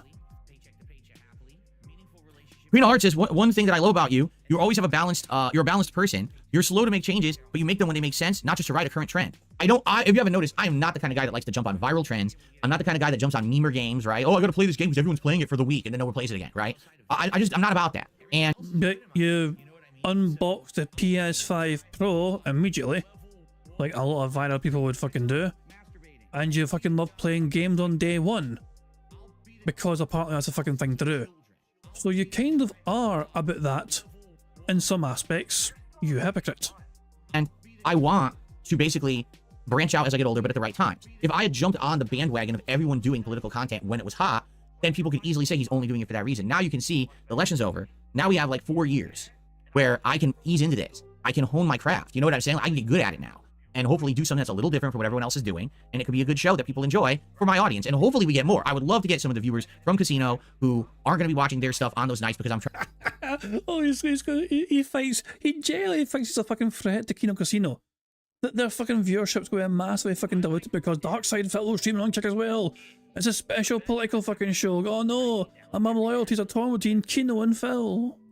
Audience, and hopefully we get more. I would love to get some of the viewers from Casino who aren't going to be watching their stuff on those nights because I'm like purposefully I'm trying to schedule this show to not, you know, backstab those guys. I don't want to step on their toes. They've done a lot for me, and I want to be sure that they... Hey, Andy, when are you streaming, Phil? Oh, Andy, please let me know. Can I call you, Andy? Andy, please, can I call you? I'm trying to find out when I can start streaming, guys. When do you not stream so I can stream? I want to stream my politics show, but I don't want to fucking step on your toes. Andy, are you there, Andy? Andy, please respond to it, Andy. Andy, please tell me you're there. Andy, have you read my DMs? Andy, have you read Discord? Please, Andy, when are you not streaming so I can stream? Andy. This show is not going to split the audience in any way. I mean, it's funny because some people are like, well, they're way bigger than you. You're not going to split the audience. You understand, I know that, but I still might. There might be a few people. No, you won't. It's funny because some people are like, well, they're way bigger than you. You're not going to split the audience.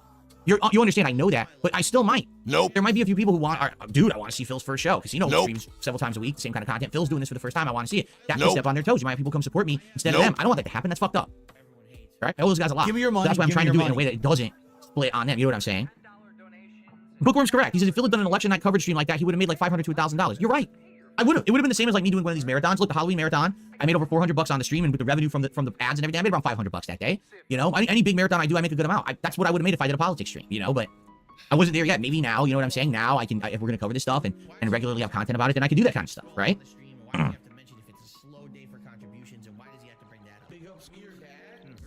Oh, Automata, I'm not watching. Yeah, Automata had a premise, but I'm not going to do it. He says, what you should do is watch side scrollers and tackle every topic Craig tackles on his show, but do it from your perspective rather than his biased one and show that you can do it better. I'm not watching his show.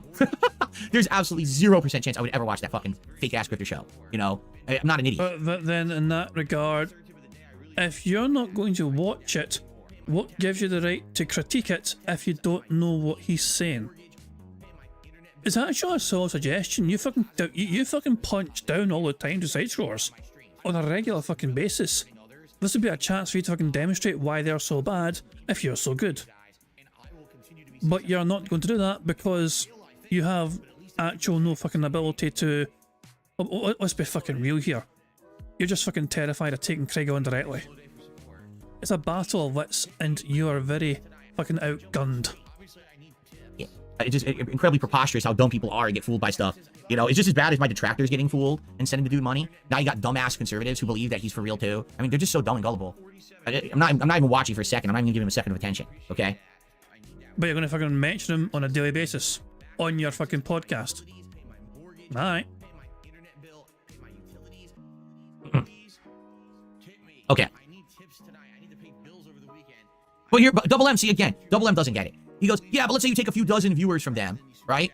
It's not going to hurt them. Dude, the few dozen viewers that I take might be the supporters for that night, right? Why don't you back it up with a source? My source is that I made it the fuck up. Maybe there's people who like the political stuff, and they're going to come and watch my show instead of Kino Casino that particular night. And now they decide, well, hey, it's Phil's first night doing politics. I'm going to drop him a sub bomb. And it could have gone to the casino. You know how fucked up that is? Phil, they often stream when you're streaming. They don't care. This is such a weird fucking thing. Let's be fucking real here. Here's the real fucking truth of the situation. Phil was determined to have as many people show up to his fucking crappy politics show as possible. It's not about stepping on anyone's fucking toes. It's about trying to fucking maximise his fucking audience and have less fucking competition for himself. He wants to fucking have as many people fucking turn up to his fucking shit show as possible. But if Kino are live at the same fucking time, oh no, I'm not going to have as many people because they're fucking usually going to watch Kino Casino instead. Because some of my kicking fans are from Kino. This is all about what he fucking wants and what he fucking needs. This is not him trying to be a fucking nice person to Kino. This is about him maximising his fucking greed. In my opinion anyway, you know, I feel like that would be messed up. to split the audiences doesn't make sense. Now, I'm not saying in the future I'm always going to have to be 100% sure to not stream the same time as them, because that's impossible. If you guys don't know, Kino Casino streams random days. They don't actually do the same days every week. Like me, I'm pretty trying to be consistent, but they're kind of all over the place depending on what's happening in news and stuff. Right now they're streaming, but likely by the end of the week they're gonna have days off. So that's why I'm doing it like that. So yeah, the way I see it, I'm not gonna step on the toes of people who've been so gracious to me. You know, at least this first show. Let's be honest. After the first show, it might not be successful and it drops off and nobody gives a shit, right? But I'm not for this first show. I'm gonna do the right thing, and I already ran it by them, and it looks like we're all good for Thursday night. So, Machito Swing has gifted a sub over on Kick to the community. Congrats to, I guess, TTD. Got it. Thank you. Let's get you a nice animation. Thank you so much, Machito Swing, and let's add that to our total of support tonight. We're at the 122 and climbing right now, guys. Thank you so much. We've almost hit the goal, and the show's not even over yet. We haven't even booted the game. That's awesome. Give me your money. Give me your money.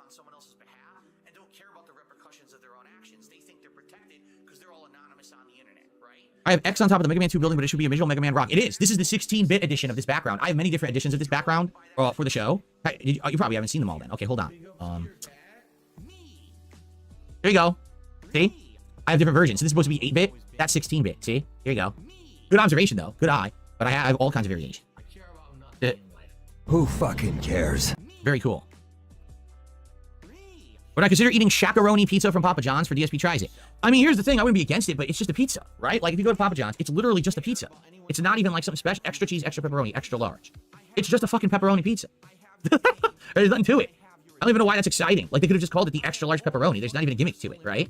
Like, at least if you go to, like, Pizza Hut right now, they're doing a Chicago tavern-style pizza that's different from their other pizzas. I was expecting him to screen share and show his audience, but nah, I guess they're not entitled to this. It's supposed to be like super thin crust and like cut into squares and stuff. And by the way, Phil Burnell, in case you're wondering how Phil Burnell's doing right now, I think he's playing gameplay right now. Yes, he's playing the game right fucking now. 220 viewers on YouTube right now watching him play the game. For a channel that's got 214,000 subscribers. Oh, he dropped down to 217. If he's not careful, he may have 214 viewers. Which would mean, Jesus Christ, man. Oh well, super, but he's more popular than ever. He's in the Renaissance, guys. He's in the resurgence in his craft, and he's never been more popular. At least that's different. The shakaroni is literally just a freaking normal pepperoni pizza, just big. So I don't even understand that gimmick at all. Like, we might not get the center square ticked off because he's not hit his goal yet.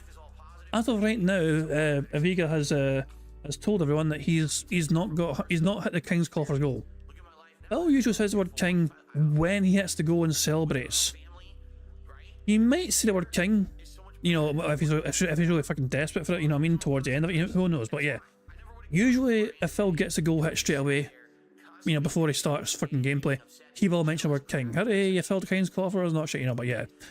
So far, I've not had any mention of it yet. What's the big deal? And by the way, who is talking about Shaq in 2024, right? Hey, Shaq's cool. Don't diss the Shaq. I saw a random fucking like short the other day of him and John Cena trying to fucking get into a small car. It's a weird fucking thing, you know. But yeah, Shaq's a big bastard.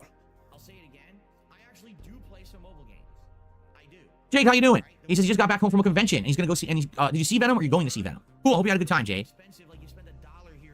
Go on, Phil. Ask him if he walked around. That's not me being mean, by the way.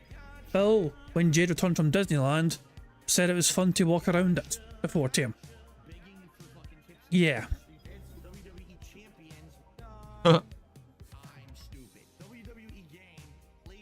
Is the political show 7 p.m. Eastern or Pacific? Whenever I reference a time, it's Pacific, because I'm on the West Coast. So 7 p.m. Pacific time, Thursday night, that's my politics show, okay?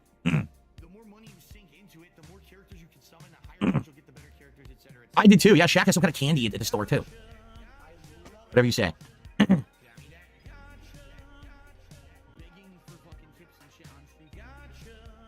He is really fucking stalling here. I mean, how long does this go, the podcast still?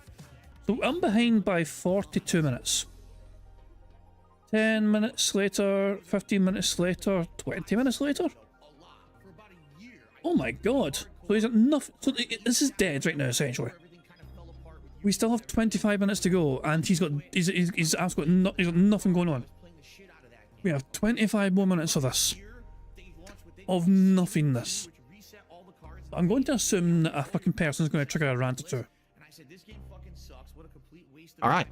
All right, guys. Any other? Oh, I got a contribution. I was going to say any other topics, but hold on.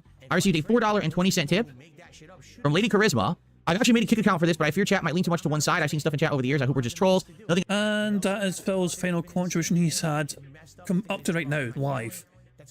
On you, it's a fear I have. I have high hopes for a new project, and I'll try to be there for my views since I do a few years of political science at my university. I'm outright going to say this. Everyone is allowed. Everyone can have their own opinion. I want diverse opinions on this political show. Understand that I'm going to be honest with my takes and opinions. Oh yeah, Phil, but if somebody challenges your fucking takes and opinions and fucking, you know, tries to fucking debunk the things you fucking say, are you really going to fucking be able to swallow your pride and say that's a fucking good point? Are you going to fucking say that's fucking dumb to say that? You're banned. You're not a person that likes being proven wrong. We have very relevant experience with this, Phil. So do you think your fucking fragile ego can handle being politically slam dunked by people on your own stream? I don't think that's going to happen. And open, and you might not agree with them, and that's okay. I'm not some asshole who's going to be like, oh, so just because you disagree with me, now you're my enemy, and now we're going to have to be at each other's throats and shit. I'm not that kind of guy. And the whole point of the show, I feel, is to have open discussion about these topics, because I think a lot of shows, sadly, are tunnel vision, right? It's just a yes chamber. It's like everyone just echo me and what I have to say instead of, hey, here's what I think, but what do you think? And let's go back and forth and maybe open each other's eyes and perspectives a little bit more about stuff too, right? Like I have these 3 particular topics to talk about. Like I said, we're going to talk about the election and how the Democrats lost it. We're going to talk about this text message going around that's becoming political and front page news in places. And we're going to talk about actual, like, cultural demands on charity. And I'm not explaining that because I want to tell you when we get to the story. So I have 3 stories to cover on Thursday. I think that's enough for 2 hours. Like I'd be shocked if we even cover all 3 stories fully, right? So, and then from there, I want your takes on it. And like I said, we're going to open it up so people can actually submit clips for next week's show. And we're going to play it that way and see how it works and see if we can get a rotation going of good topics and stuff. I think it'll work. You saw Troy Baker and the guys from Has Been Hotel. I've never seen Has Been Hotel. I think we watched the trailer for it once. But Troy Baker's been in everything, right? Troy Baker, one of the most well-versed voice actors ever. So awesome there. What are some opinions are considered radical? There are always going to be radical opinions, but it's about how you handle that, right? It's about listening and then, you know, basically not. Okay, my philosophy has always been, I just want everyone to be happy. Okay, everyone should be happy. No, you fucking don't. The tractor's been quite happy fucking ridiculing your fucking ridiculous dumb arse for a long time. You can't handle that. Now, are we hurting anyone by pointing out your flaws and hypocrisy? No, as I like to imagine, we're enlightening a lot of souls by pointing out your stupidity and hypocrisy. But you can't handle that, because we often fucking speak too much fucking facts. And Phil Burnell must control a narrative in any way possible. We're the enemy because we fucking had the audacity. We had the cheek, the sheer fucking, you know, why must we report on things that Phil does in a factual manner? And it's a good point by Vega as well. Phil Burnell all of a sudden fucking loves Troy Baker. Now he's a well-versed voice actor. Now he loves him. Pretty sure Phil also made fun of Troy Baker for being in every single fucking game and all that shit. Didn't he also make fun of him for like wearing a scarf indoors or something one time? It was a very strange fucking complaint he had at one particular time. Apparently Troy Baker wore a scarf one time indoors while recording his lines, and Phil lost his fucking mind. Happy, but also, if you're gonna be happy, you can't step on everyone else's toes and make them unhappy. I feel there's a live and let live mentality out there that can work if people would just fucking give it a chance instead of just being like, well, since, you know, I don't agree with you, you're my hated enemy, and now we have to be at each other's throats, and it's all my side and not your side, you know, if you're not with me, you're against me. I hate that shit. So we're gonna see how it translates. I feel like we're talking too much about it because you're kind of, I don't want to spoil anything, right? Phil, it's an open Q&A. If you didn't want people to fucking address any politics things, you shouldn't have fucking said it was an open Q&A.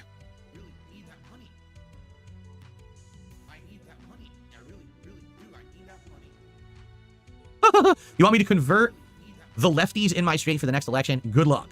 Good luck with that. This state is so far leaning to the left, to the blue, it's like impossible. Like, there's people who legit think that like their lives are ending now because Trump has been reelected. It's like, wait a minute. You were alive during the last Trump presidency. Was it the end of the world then? You know what I mean? These people are just, they're out of control with the things that they say. Like, come on, man. Anyway, that's going to be one of the, when you see one of the stories we're covering about this text message going around, it's like, I can't wait. It's going to be a fun show. Speaking of fun, Aviga has sent me a sound file. These are always usually interesting. Jade, no! Jade, no. Jade, no! What did Jade do? Did I roll over someone's toes? Okay. No, I've never had walnut shrimp at Panda Express. I haven't had Panda Express in probably 25 years. I can't remember the last time I ate it.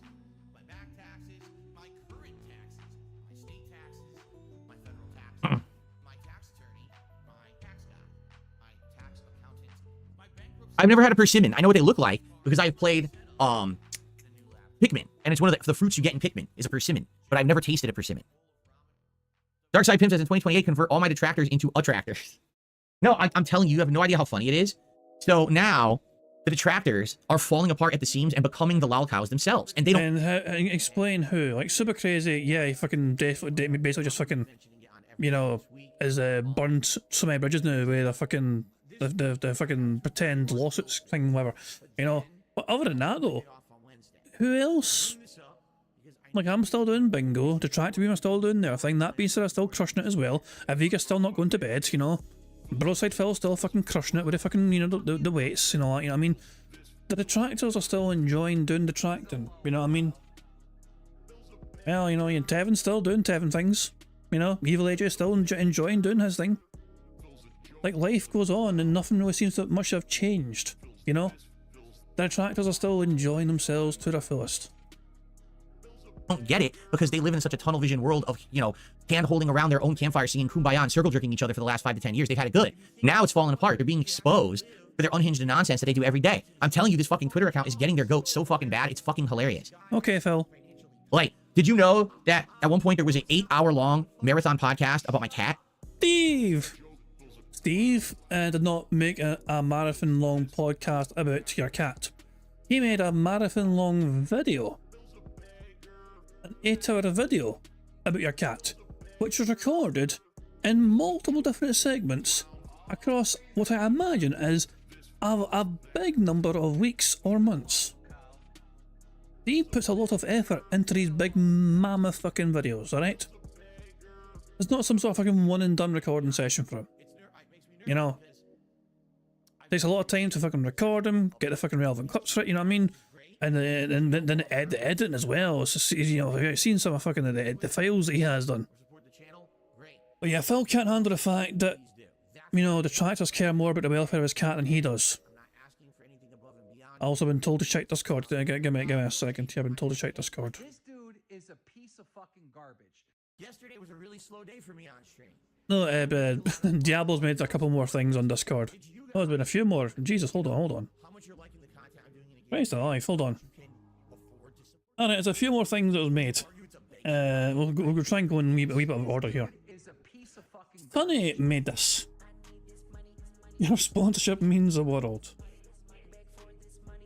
And then Tacozilla made Hildel Gaucho. And Diablo got in the act again.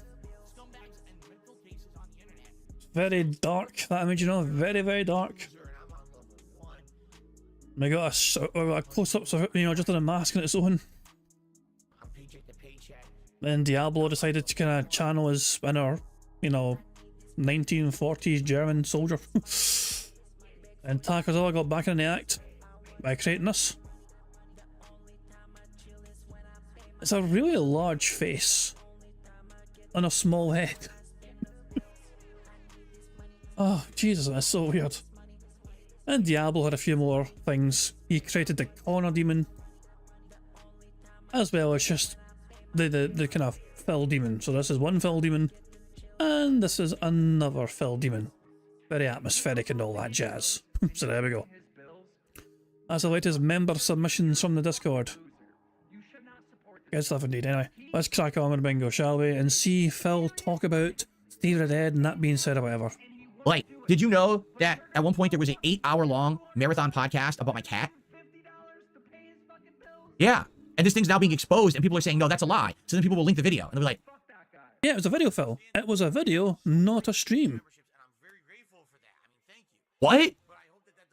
That's what I'm talking about. Like, that's how crazy they are. They're unhinged losers. And they're, oh, but they get more views than Phil. Well, first of all, wrong. All of your viewers are mine. Because if you didn't cover my content or watch me, no one would watch you. So why don't you back it up with a source? My source is that I made it the fuck up. Literally every detractor viewer is a DSP viewer, not a detractor viewer. They're all my viewers, all right? Now, I don't make any money on them, but I make a good living regardless. So I don't give a fuck, right? So go fuck yourselves. If I didn't give a fuck, then why are you fucking taking it so personally, Phil? But you're being exposed as the clowns that you all have been. Your clown show's been going on now for a long time, and now people are looking at it and laughing at you from the outside because guess what? You are the lolcows. You don't understand that your actions now are based on people goading you. Like when I goaded you into go supporting COG and you did because you're a bunch of fucking losers and I showed how embarrassing you all are. Or this Twitter account now that's not me that you guys are accusing of being me. It's Okay, Phil. not me, but you can't handle it because you're such fucking losers. Okay, Phil. You are the ones being goaded into action like lolcows. Get it? You're the entertainment now. And I'm sitting back and laughing my ass off every single day at these losers. It's great. So you're watching what detractors do every single fucking day? And you're calling us the losers in that situation, Phil. Every single fucking day you're sitting on Twitter watching what detractors are doing. I'm not sure if that's as big as W as you think it is, Phil. It doesn't sound like you have a very meaningful life if you're doing that every single fucking day. I'm just saying, like, even I take a fucking day off from you now and again. Yesterday, for example, fantastic day off. Today, for the most part as well. My mind is completely on other things, but Phil though, he can't fucking go a single day without obsessing with what the detractors are saying and doing now. Okay, Phil.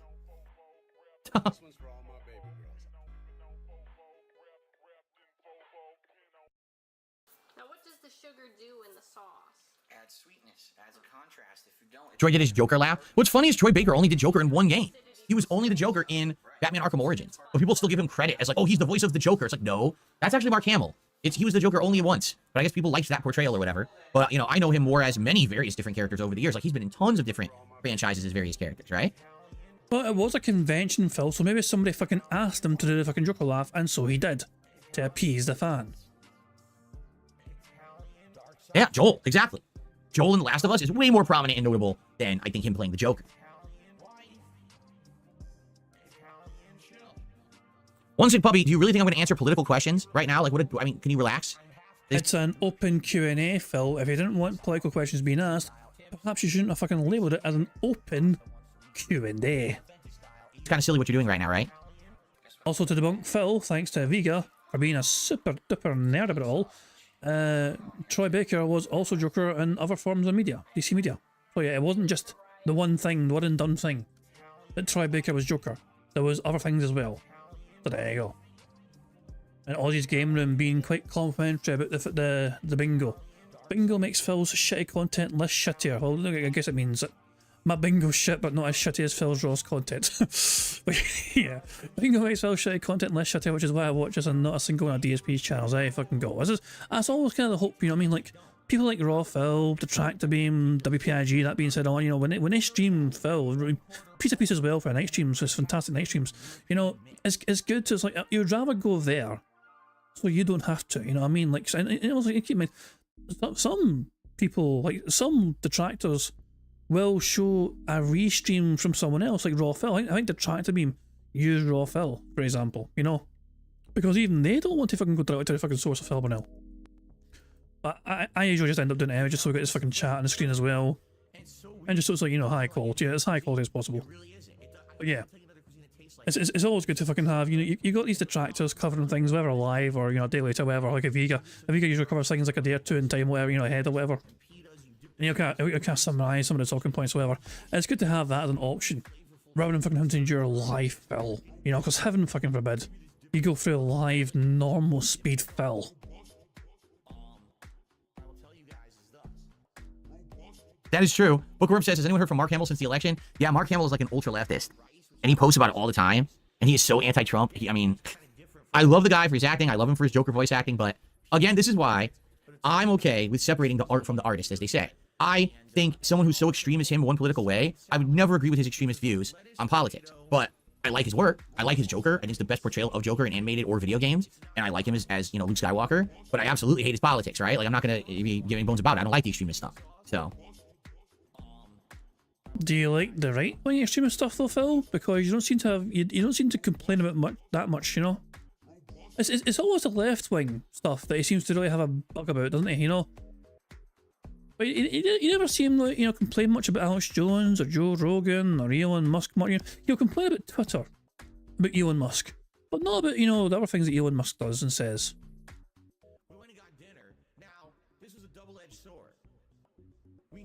Let's be real here though, Phil's just upset that fucking his blue check mark was no longer special on Twitter. Chinese style, Asian fusion style restaurant, okay?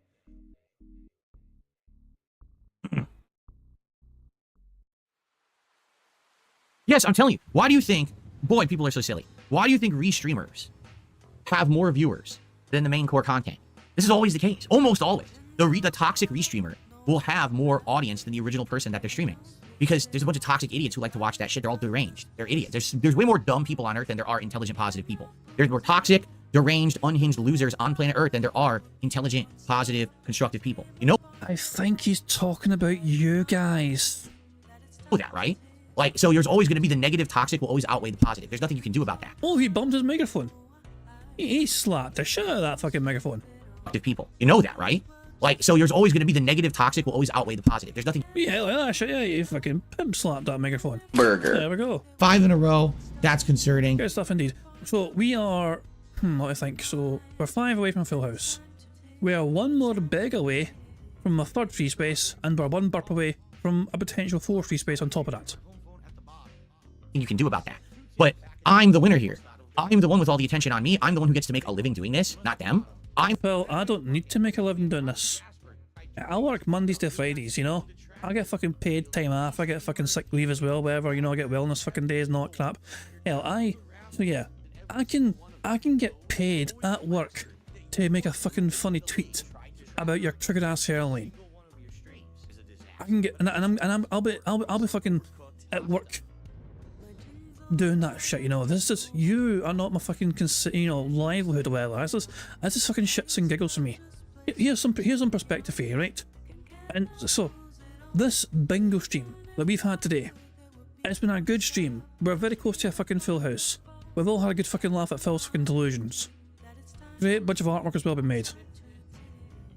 Not one single contribution has come in, and yet it's not a fucking relevant factor whatsoever, because we're still having a good fucking time. And it's not necessary either. It is never a requirement, it is never a fucking necessity. The aim of the fucking game is to try and get a full fucking house on the bingo board. That is always number 1 fucking priority. We're here to fucking win bingo and make your shitty fucking podcast more fucking bearable in the fucking meantime. I'm the one who gets the one up. And then when some moron oversteps, like do these streams, and then he starts fucking around with people like Keemstar, he loses monetization. I mean, that's what happens. You know, and the thing is, I don't have to lift a finger. You get it? I literally don't have to lift a finger for any of it. It's all happening around me and unwinding and unfolding. And all I'm doing, I'm making content I like, and I'm just sitting back and I'm laughing and enjoying the ride. Every moment of it. Every toxic idiot out there, right? So dumb.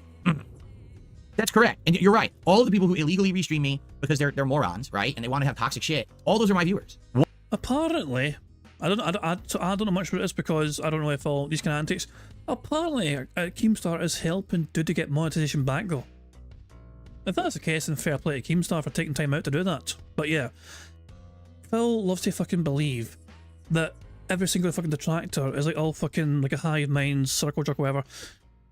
People will know that there are some detractors I like more than others. And while I can respect the things that Dude has accomplished as a detractor, I'm not quite favourable towards them for things that happened in the past. I won't get into it too much. If you like Dudy, that's pretty fucking cool. Each to their fucking own. Me personally, I don't really fucking want much to do with him because I'm still a bit annoyed at what happened in the past, when, you know, with things. But yeah, that's just me. That's just my own take, though. You know what I mean? That's the point I'm trying to prove, though, here, though. Not every fucking detractor is like fucking, oh, we love each other. No. We'll all have our favourites. We'll all have our fucking preferences. Not every single fucking detractor will like bingo. Fair play. Not every fucking single detractor will like the detractor beam or WPIG or no, it's each to their own. Personal fucking preference. You know, and that's the fucking beautiful thing about this. People are spoiled for choice. There is so much choice out there for detractors to enjoy. To feel like fucking watching this sort of content or that fucking content or whatever, you know what I mean? It's just each to their fucking own, you know? As long, if you're enjoying yourselves, that's the main fucking thing. But Phil wants to fucking pretend it's otherwise. Phil's fucking version of the detractor fucking landscape is every single fucking detractor are all thinking the same thing, doing the same thing, saying the same fucking thing, and it couldn't be fucking further from the truth. Meanwhile, you go into Phil's fucking chat and they're all fucking parting the same fucking lines. Like, let's look right now and see what's fucking being said in Phil's fucking boring ass fucking chat and see how much of a fucking hive mind they are, shall we? Let's look at fucking Phil's hive mind chat right here. If you had beavers infesting your property, you'd be bothered too. Ulterior motives like the man spreading she did there too. It's Phil. Jade says, I get one autograph for free. Wow. So Jade's still talking about the convention, I see. Jesus, man. This is Phil's chat. This is Phil's chat, by the way. This is how meaningful Phil's chat is. right now while he's playing this game. Life is Strange. Hello, I just finished the latest part of the playlist. What's the tea? Bioshock Infinite lost me when I started doing too much dimension swapping crap. It's getting old in these games. DSP. That's an interesting take to be fair. But yeah, then fucking Nightbot chimes in because why not? Just for achievements, trophies, but wait, DSP's playing on PC. Demolition Daddy's fucking getting too excited. This game is very feminine. Have you heard of a blue-haired lesbian named Chloe? Laughing face. Wow, Phil's chat right now is... And Phil's chat was too quiet for too long. Look at the timestamps. Look how dead his chat is. It's practically in 10 minutes, and look at the dead.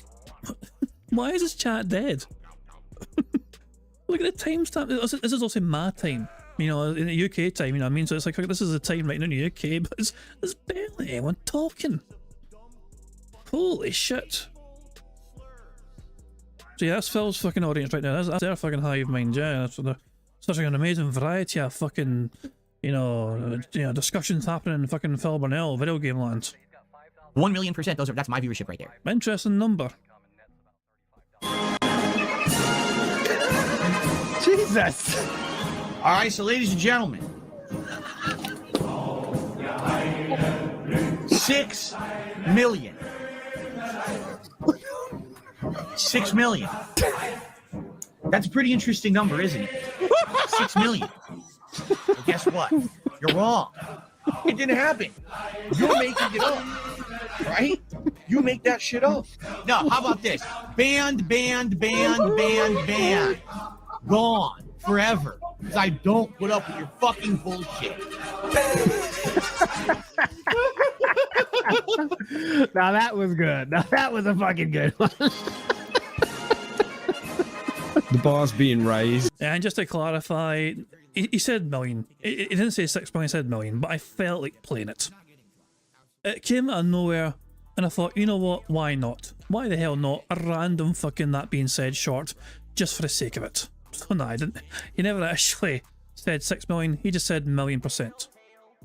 Because they're morons, right? And they want to have toxic shit. All those are my viewers. 1,000,000%. That's my viewership right there.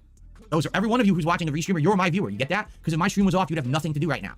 You're watching Phil. You're not watching the restreamer. The restreamer is just a stupid asshole. He's like the redistributor of the content. But you're watching Phil. Deal with it. That's the truth. A day when I'm not here is a day that you're bored arguing with this fucking dummy account. So yeah, literally. So yeah, Phil. That's what. Does Phil need help trying to understand what a restream is? A restream is a stream of someone else's stream. So quite literally, if Phil wasn't streaming, the restream wouldn't exist because there is no stream to restream.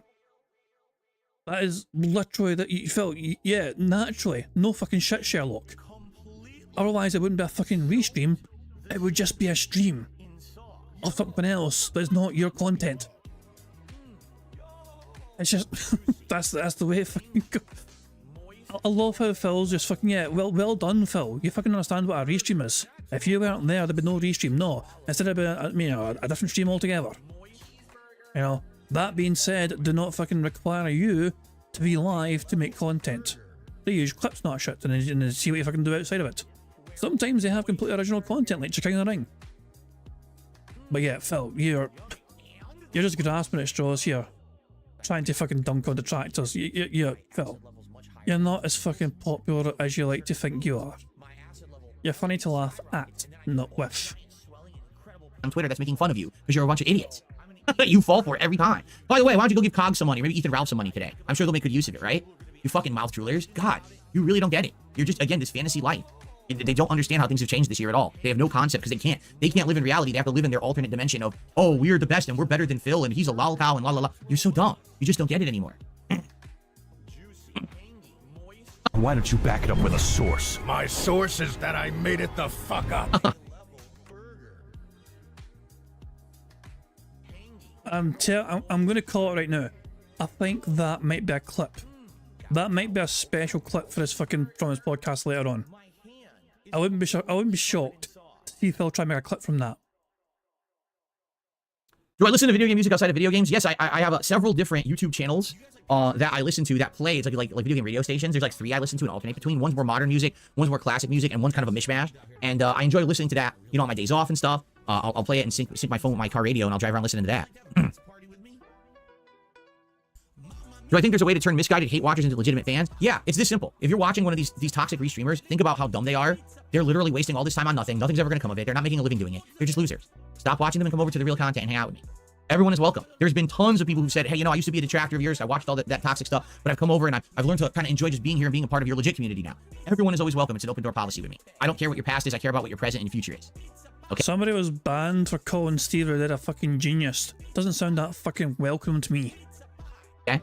What did you miss on the podcast, Jade? I talked all about the PS5 Pro stuff and the schedule for this week where I'm starting both Bloodborne and Dragon Age, Veilguard, and a political show. So we covered a lot. Who fucking cares? That's true. Fed Rogers says, don't forget these idiots got scammed by Super Crazy. Can you believe that you guys, these detractors, gave money to Super Crazy? I didn't give a fucking penny to that fucking, you know, I can't speak for anyone else, obviously. But I never gave a fucking cent to Super Crazy. You gave money to a person whose name is Super Crazy. The name itself wasn't a giveaway. 3K scam. Congrats. You can even argue, well, Phil only scammed 1K for his cat. You scammed 2K. Why do you think it's called 2KJ, Phil? Just paid 3K. I love if I was like, you can argue Phil only scammed 1K. Like, Phil's fucking finally admitting he scammed his audience out of fucking at least $1,000 for a Jasper to feel.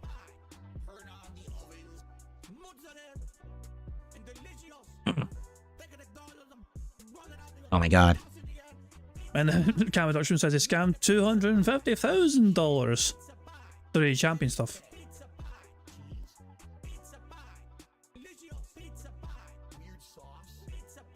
Is there still the funny part is there's still so much more of this fucking crappy podcast to go. We have like at least 10 minutes. About 10 more minutes to go. He's got nothing to talk about. He's got 10 more minutes of this.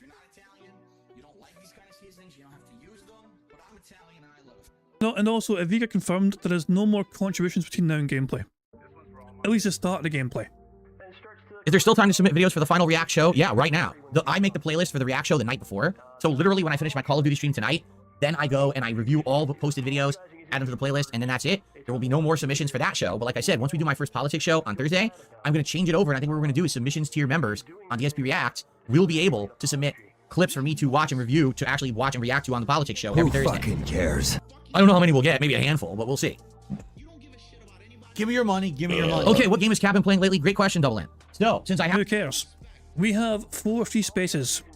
1 from the burps and 3 for the begs. We are 1 square away from a full house. We need Phil to say voted, meaningful, UC, on demand, or king. Okay, what game has Cap been playing lately? Great question, Double N. So, since I have the PS5 Pro, I have no further use for my baseline PS5, so I uninstalled all the games, I cleared out the hard drive and basically made it like a new PS5. I updated it and gave it to Kat, and she has begun playing Planet Coaster 2. And she likes it, but is frustrated at the same time.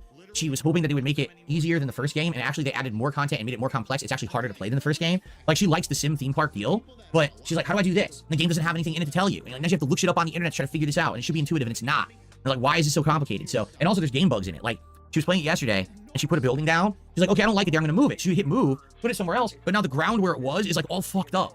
Like, it messed the whole ground up for some reason, and now it's not smooth anymore. And she's like, well, I don't want to redo every ground I do when I move a building, and it wasn't like that in the first game, so it must be some kind of a weird game bug. So, I mean, the game's only like 2 days old, so they're probably gonna improve and fix it, but it definitely is, it's a good game, and has a lot of features, but it seems like it's definitely for people who, like, number 1, played the shit out of the first one, and number 2, are maybe like on mouse and keyboard. It seems kind of cumbersome to control on a controller.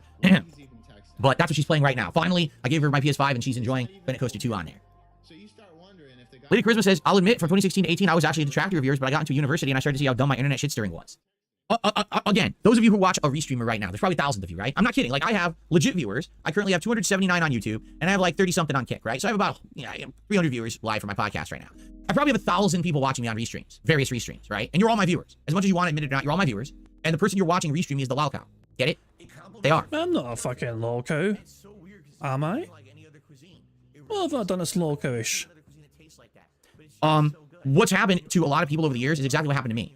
In the 2000s, I was an internet troll. I trolled the shit out of people in the Street Fighter community because I was young, I was dumb, I was immature, and I got laughs out of it. You know, oh, give me the lols, get it? Lol cow, right? I essentially was trolling people like lol cows in the Street Fighter community. Like, that's what I was doing before they were ever called lol cows, all right? And then what happened was, as I continued to get older in the 2000s, probably around 2005, 2006, I started to actually like do good in competitive Street Fighter. And as I did... Oh my god, what's up? Thank you very much to Viga for the super chat. It says, here you go, Scottish lol cow. Shut the fuck up, you cunt! Thank you very much, Viga, for that. That was just me pressing the random Scottish soundboard button, wondering what would play. That was not me responding to you. That was just a randomised Scottish soundboard button. This is the fucking Shawshank Redemption, right? But with more tunneling through shit and no fucking redemption. Because I felt it merited a fucking Scottish soundboard fucking response. So there we go. Thank you very much, Viga, for the super chat. And she's a big fucking bitch! That was just fucking lucky, but there we go. I realized I enjoyed being nice to people and being cool with people and traveling the country and meeting people and hanging out and having fun gameplay and rivalries and organizing tournaments and doing constructive things with my time way more than I enjoy just ripping people assholes on the internet. It took a while. It took like maybe 7 years for this to hit me, but it did. And I grew up and I matured. And by the end of my competitive Street Fighter run, I had completely thrown away any of that kind of negative, toxic behavior on the internet. And instead, I became... So Phil was trying to claim that he was negative and toxic only during the Street Fighter days, and when he became a fucking content creator, he was no longer negative and toxic.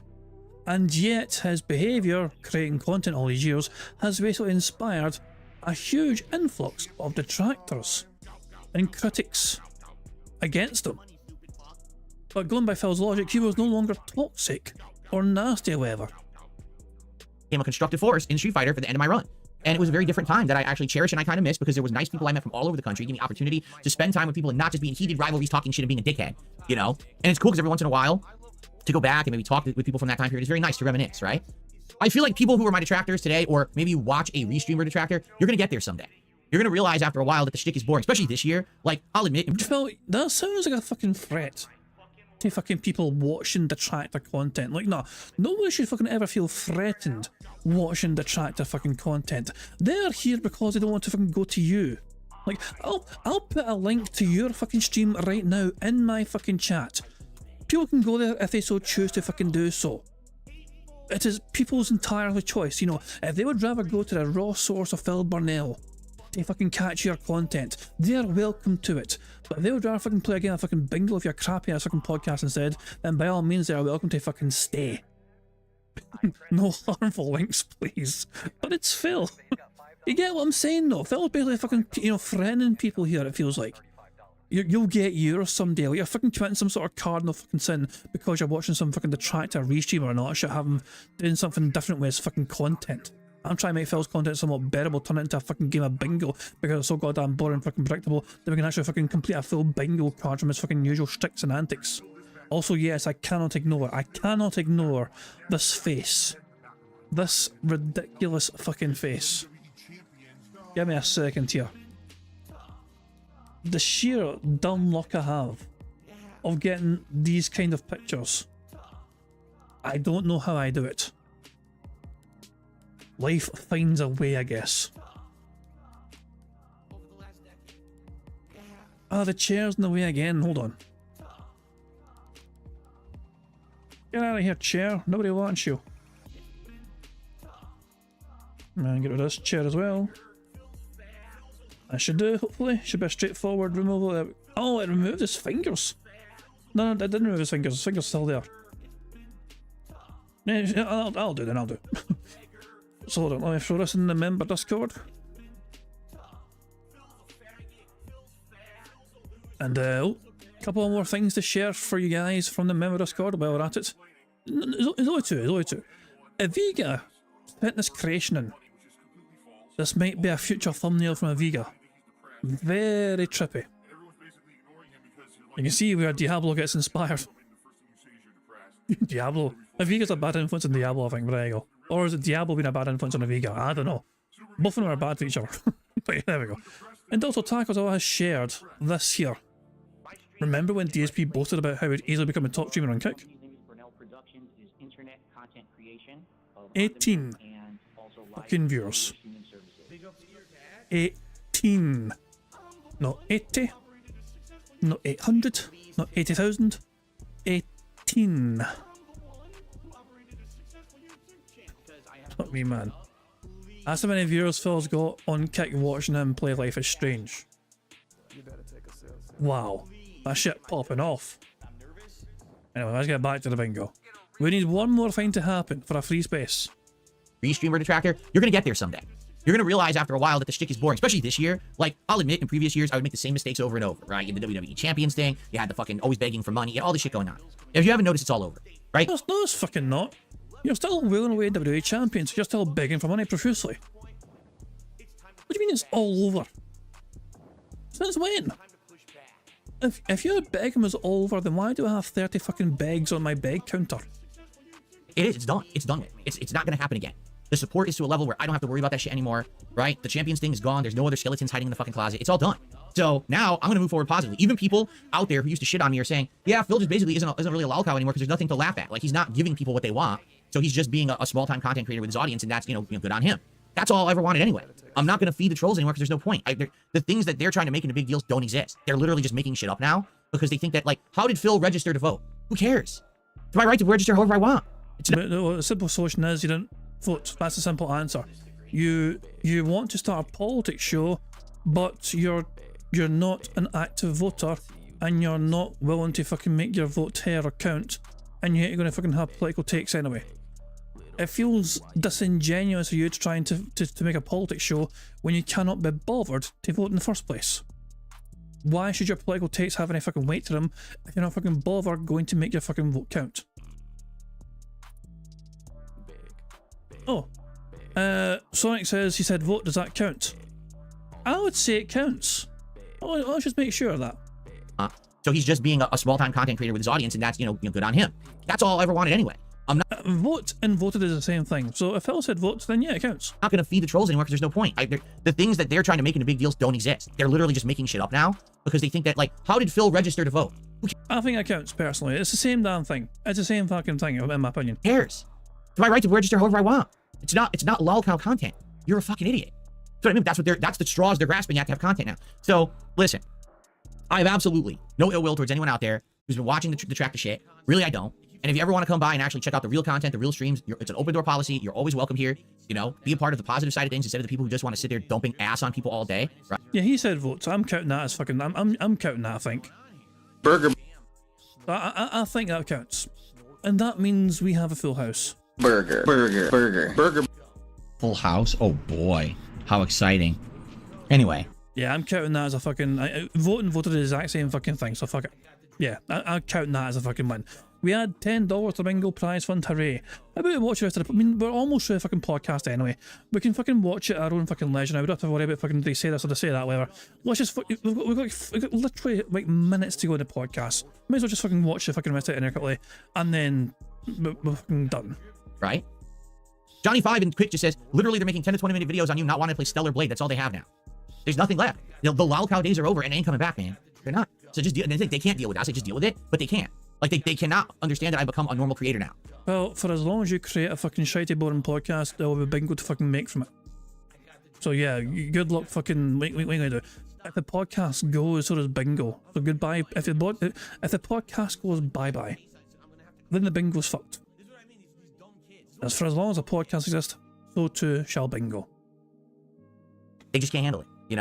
The choices I made in the last few years, as bad as they seem, all have led to this moment. You have to understand, me not going on the lolcow podcast, me actually handling the Side Scrollers interview the way that I did, me not doing the Mike Plum documentary, me branching out and changing for the better in various different ways, right? Actually improving my setup, doing different kinds of content, branching out with the guys from Kino Casino, doing interviews. All these things have led to this. And this is like probably best case scenario for me at this point. It's certainly not ideal, but it's best case scenario. I'm happy. And the point is like, oh, this is Phil's cope. There's no cope. I'm happy. Don't you get it? Things are better now, and I'm happy. Why don't you back it up with a source? My source is that I made it the fuck up. Happy. You can't ruin that. We're good.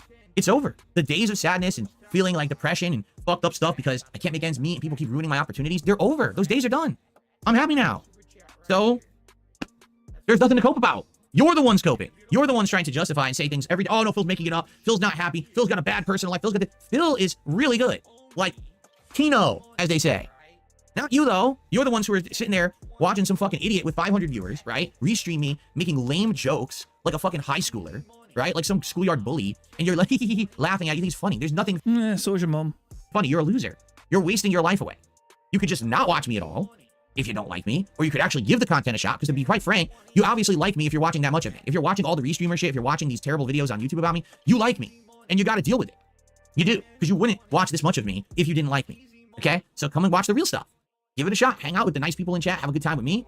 That's going to be ultimately way more productive in your life than sitting there on some dumb restreamer who, by the way, the only reason they're doing it is because you're dumb and you're giving them attention and money to do it. The moment that that disappears, they would not be there anymore. You notice Duty Streams is demonetized, but he's still bang, oh, complete support. He still wants support because he's doing it for the money. He's not doing it because it's fun or he has a, a bone to pick with me, a moral stand. He's just doing it for the money. Or else he would be like, oh, I'll just do it for free forever. They're not doing that, is he? These other people are monetizing their content. They're taking donations. They're doing, of course they are. They're grifters. Get it? They're not doing content they like. They're doing content that prints the bills. They're getting. Phil, every single stream I do has no ad revenue on it. There's no ads on it. If I get money, it's because people choose to give me money. As I said, it's not a requirement. It's not a necessity. It's an option for people if they want to. It's like, it's one of those things where if it doesn't happen, it doesn't happen. And trust me, there's been plenty of streams in the past where nothing's happened. Like but it wasn't a talking point. It wasn't an issue. The point of this is a thing though. The point of fucking these streams is to try and make your content slightly fucking more bearable by putting fucking a bingo for it. Piece of Peace does fucking very popular streams regularly about you, and the only contribution link he's fucking got for tips is to go to a fucking charity. It's not even going to his like PayPal website. It goes directly to Jasper's Angels. That's the only way he gets contributions on his streams. It's directly fucking to a charity called Jasper's Angels. And his fucking streams are super fucking popular. He's not doing it for the fucking money. His streams aren't fucking advertised. If people give money, it's going directly to a fucking charity on his streams. And big ups to Peace for that. Get in the bag and you're dumb. You're feeding them. You gave money to Cog, for God's sake. Cog. His name is actually Clog. He clogs the internet toilets. Get it? You gave the man money. Wow. That's tremendous. Having to get gold out of you, Phil. Anyway, so I'm done with that. We're good. We're having a good time, right, guys? All right. I think we've covered enough. I think this has been a good show. I'm very, very excited for this week. This week is looking up, right? It's looking very positive and fun. And I hope that you guys will join me for all the new content. We got multiple new playthroughs starting this week. We got the politics show starting this week. It's going to be a great one. In the meantime, thank you all for watching today's episode of the Level 1 Podcast. I hope that you guys enjoy. It's fucking his intro, so his outro as well. We don't care about his fucking outro. And then he's going to fucking, I guarantee he'll fucking drop a wee beg in here.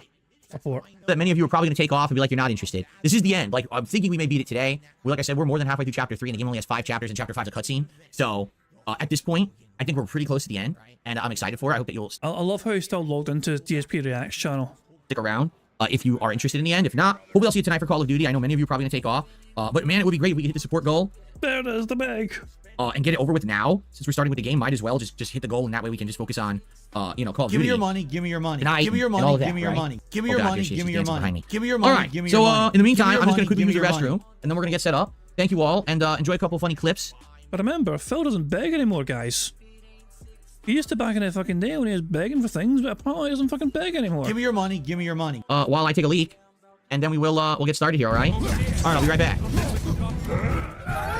And of course, we can fucking fast forward past this point in time when he gets back. I mean, I want to see what else he fucking says before he fucking begins. Where is he? Where is he? Where is he? He's not back there yet, is he? That's still the empty chair there. But he gets back about... It looks like he comes back here. Yeah, right about here, it looks like he comes back. All right. The Naughty Nightwear. This is the package, Naughty Nightwear. The Naughty Nightwear. What an important side mission. Whoa, I'm only gonna ask this one time. Just look now. Give me the Naughty Nightwear. Did he give him the Naughty Nightwear or not? One of these days he's actually gonna give him the Naughty Nightwear. I'm feeling it. Okay, let's do it. Oh, I forgot my controller. Shit. Alright, it's alright. Let me boot up the game. Let me grab the controller.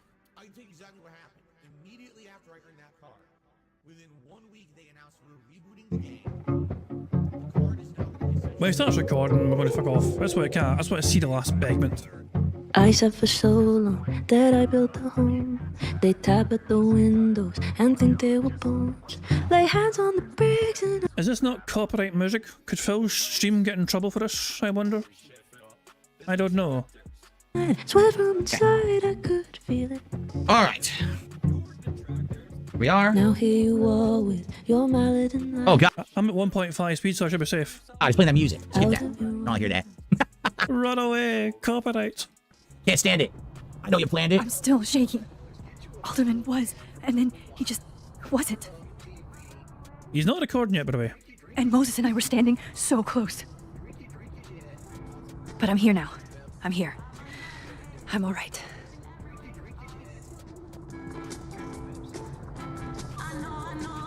Okay, talk to music? Gwen, see what she knows about Maya, and while I'm at it, I'd like to know why she killed Sophie's book deal. Playing this, there's very low music in the background. You hear it? Weird. It might be a fucking radio in the environment somewhere. Or it could be my fucking music coming through the stream. Good song. All right, so everyone, we're about to get started. Thanks for being patient. Let's beg one more time. Again, we might beat this today. If we do, great, right? We're gonna see how it ends. And thank you for the early support. I mean, we're 24 bucks away from hitting the goal and Give me continuing your the money. streak. So Give me your money. Give me your money. hopefully we'll do that sooner rather than later. Thanks everyone for chilling. Give me your money. Let's Give get me your started. money. Here we Give go. me your money. Give me your money. Give me All right, your everyone. money. Hello and welcome back to Life is Strange. And he's talking recording. Let's go to live DSP and see how he's doing. Get it together, Max. $137 fucking dollars. Jesus Christ, man. But yeah, guys, the important thing is we won fucking bingo. We won fucking bingo. That's the main fucking thing. And yeah, apparently there's some more things created in the fucking member Discord. Oh Jesus Christ. Well, Aviga took this image and created this abomination. And Diablo had some fun with some copyrighted imagery.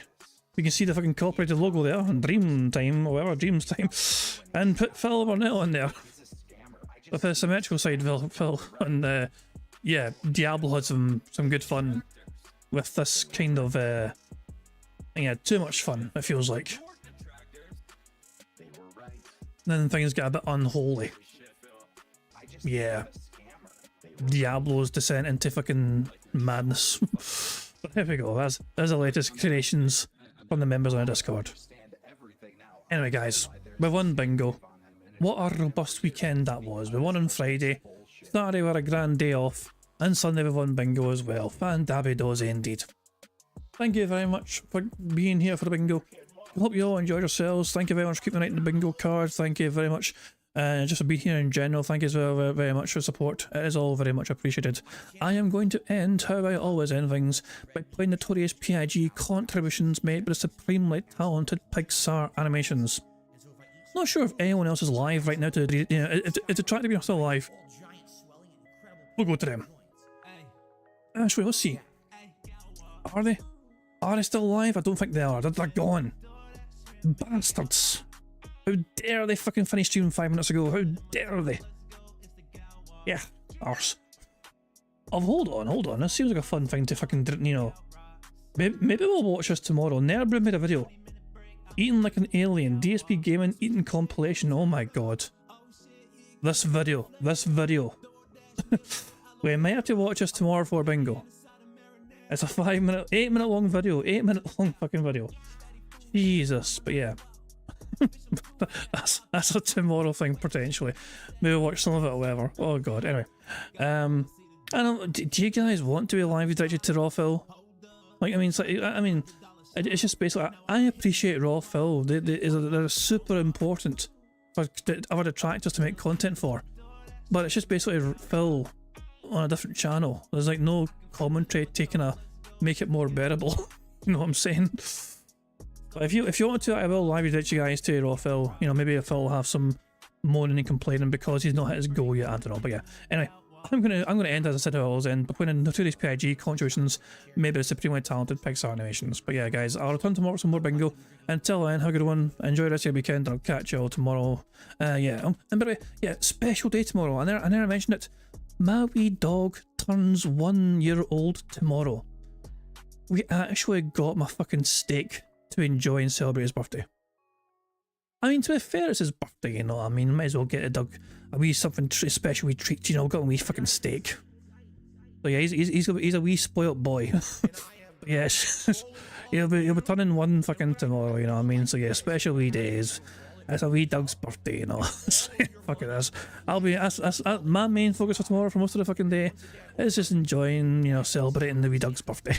Fuck it, you know, he's a good dog. But yeah, I'm going to wrap things up there, guys. I'll see you all tomorrow for some more bingo, but until then, have a good weekend. Goodbye. On September 14th, a pre-authorized payment of $16.51 from PayPal.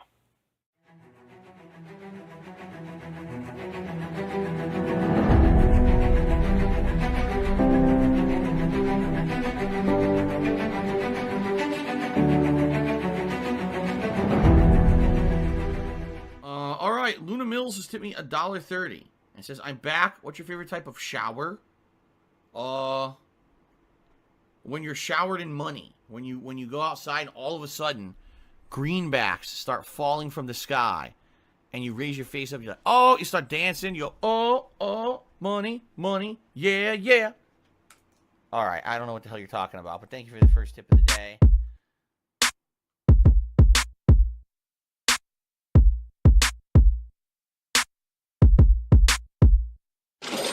Money, money, yeah, yeah. Money, money, oh, money, money, yeah, yeah. Money, money. Money, money, yeah, yeah. Money, money, oh, money, money, yeah, yeah. These contributions are mandatory. Money, money, yeah, yeah. Money, money, oh, money, money, yeah, yeah. Money, money, money, money, yeah, yeah.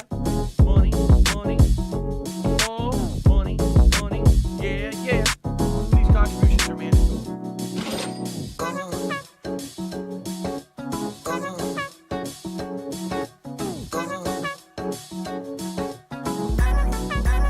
Show me the money.